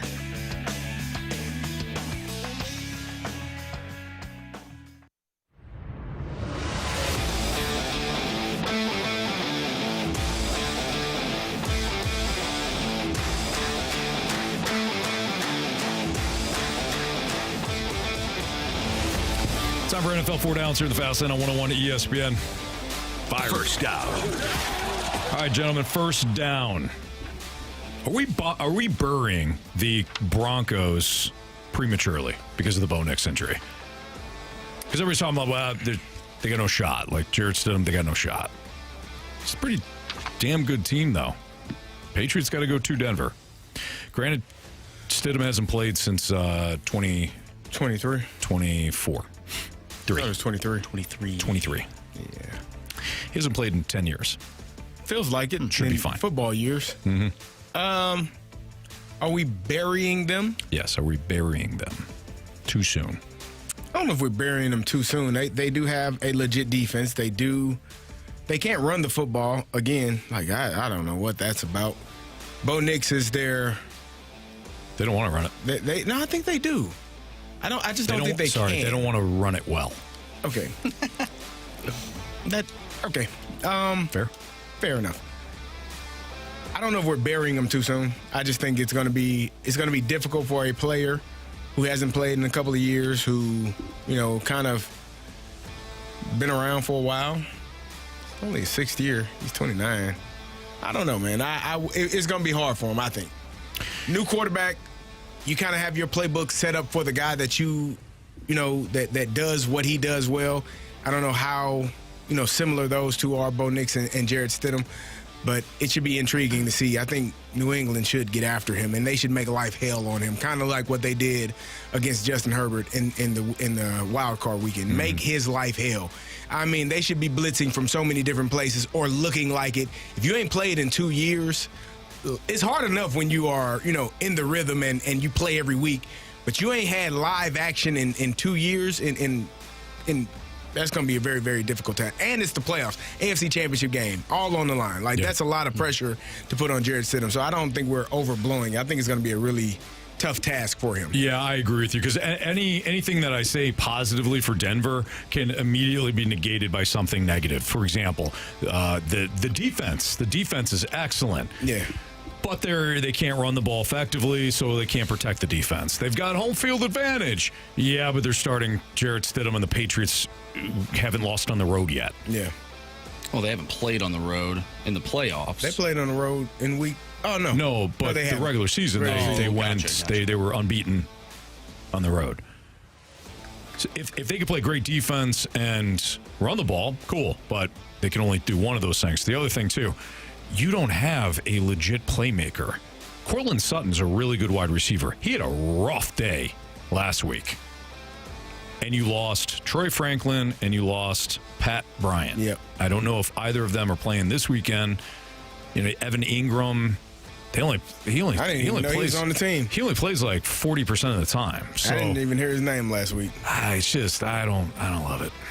Well, Anthony, Drake May in 2 games has taken 10 sacks. He's fumbled 6 times. He's thrown 2 interceptions and had a QBR on Sunday of 20.8. Is that all? It wasn't great. I mean, it was. That was it. I mean, that was as bad as it could be. Watching those two offenses, like the Houston Texans, it was like which offense would be worse. essentially what that game, and whoever was a half, just a little bit better, was going to win. Because the defenses played out. C.J. Stroud was good, putrid. Yeah. I thought the week before he was bad. Yeah. He was worse. He was worse. He was terrible. Next week. He was much worse. He was bad in Pittsburgh. He was atrocious. And he turned the ball. He fumbled the ball 5 times, lost 2 of them in Pittsburgh. Yep. Only threw 1 interception. He was worse against the New England Patriots. And I didn't think it was possible. Yeah. That was bad, man. Second down, please. Of course, Anthony. Second down. Can Sam Darnold merely be average and the Seahawks reach the Super Bowl? Can he be average against this Rams team? No. Yes. Okay. No, he cannot. I don't think average is going to. Can he be a game manager? Lean on the defense, win a close game. Does he turn the ball over? See, to me, if you're a game manager, that's part of it. You're protecting the ball. So he's not turning it over. He doesn't do that.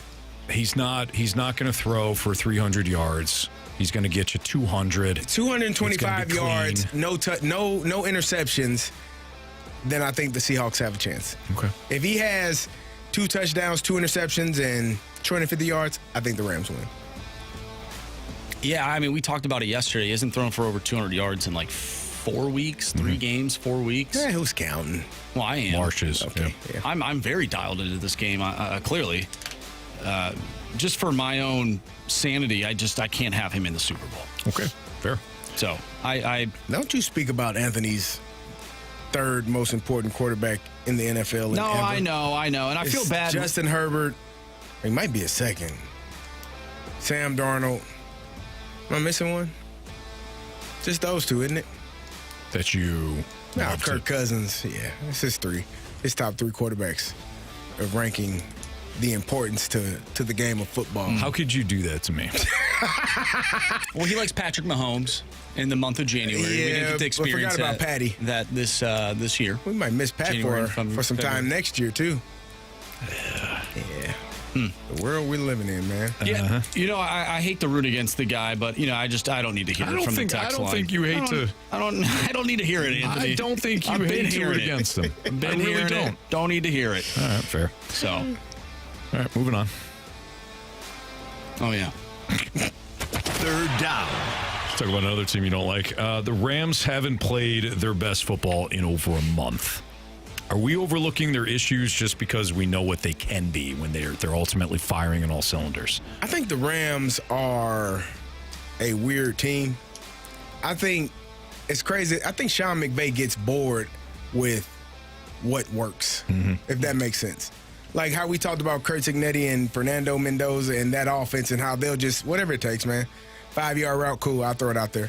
I think the Rams get bored with that. Like if Kyron Williams is running the ball successfully, we got to throw it to Puka Nacua downfield. Where's the fun in running the ball and picking up first downs? Like I think Sean McVay is like, he's the typical offensive-minded coach. I don't want to just meticulously matriculate down the field. I want to score now. That's what Kevin O'Connell does. I want to score. It's not fun picking up first downs. Who enjoys that? Good teams do.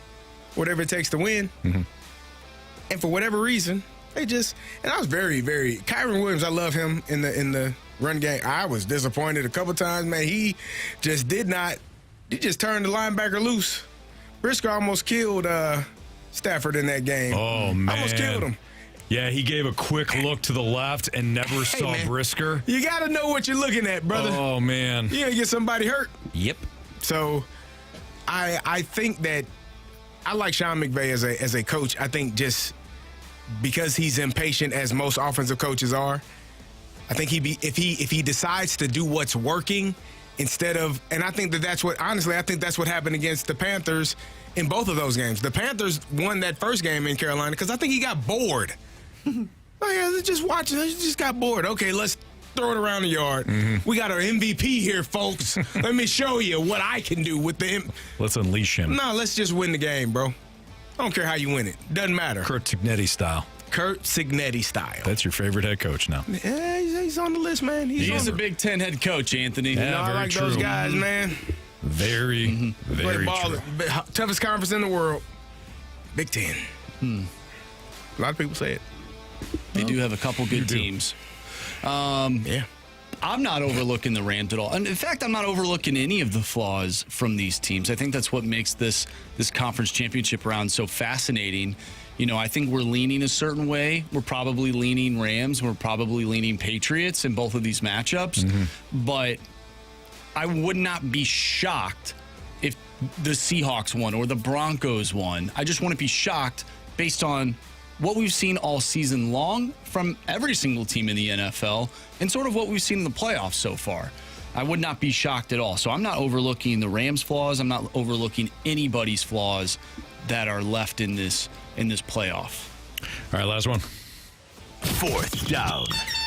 Are the Patriots merely a product of their schedule, both regular season and postseason thus far, or do you guys think that narrative has become lazy? I think the Patriots have had, I don't know, looking at like the playoff bracket, I think they've gotten like the easiest draw, if that makes sense. Of course. They're the 2 seed. Yeah. But they faced the Chargers team that had you and I starting at tackle. Yeah, and then the Texans team that had me with no arm playing quarterback. C.J. Stroud was, I think you grew up a Patriot fan. You guys go get another one, why don't you? I'll help. You guys have worked hard this year. Let me help you get to the next round. If you're the Texans on defense, man, you're like, yeah. It got so bad in that game. Like the commenters, they were saying, hey, Davis Mills might be coming in. Yeah, third quarter, they started that talk. And nobody, if you're really watching, you're like, hey, yeah, you know I can see it. Can't be any worse. I don't know why he's not warming up yet. Yep. Like, give me a reason why he hasn't. 4 interceptions, man. The Patriots have had an easy schedule. They have had an easy playoff bracket, and it only has gotten easier with the injury to Bo Nix, your starting quarterback. So, yeah, I think they have. And just a product. It is what it is. Sometimes you get lucky. Sometimes it's better to be lucky than good. I think they're pretty good, but there's no question they've benefited. Yes. I mean, yes, they have, but in a sense, you know, they took on a Chargers team who ranked 6th this year in EPA, which is expected points added for their defense. The Texans. It is. Okay. The Texans, who were 2nd, Broncos, who were 8th. You know, those teams all have top 8 defenses by EPA, and if they make it to the Super Bowl, they'll take on the Seahawks or Rams. Seahawks are 1st, Rams are 7th. So expected points added. That's what EPA. They add points to the scoreboard. Follow along, Carey. I don't know what that means. Yeah, you do. Who the hell cares about expected points? I don't know what it means. Marsh is giving you the guy. Put it on X. Jeez. He's giving you the analytics. I don't know what expected points mean. I'm just saying. These defenses that the Patriots have played. The Texans expected to score plenty points. They didn't score any. They scored a couple points against the Steelers. Their defense did. That's what I'm saying. Mm-hmm. You can't count on the defense to score a touchdown every game. I think that's what C.J. Stroud was expecting. He probably would. They almost did. They got that fumble down by the goal line, and the Patriots actually recovered it. Yep. They actually needed to be on the 1 yard line to be able to punch it in. Like you had to cut the field down, man. Could you imagine C.J. Stroud walking into that locker room, throwing his helmet down, and being like, "This is unacceptable," and everybody thinking like, "Yeah, good, he's taking accountability." How the hell are we gonna win this game if you don't score defensively? Yeah, sounds well, looking at you, Stingley. Oh, man. Will Anderson. You guys are jokes. Bad ball. Bad ball is right. Wrap up the show next on 101 ESPN.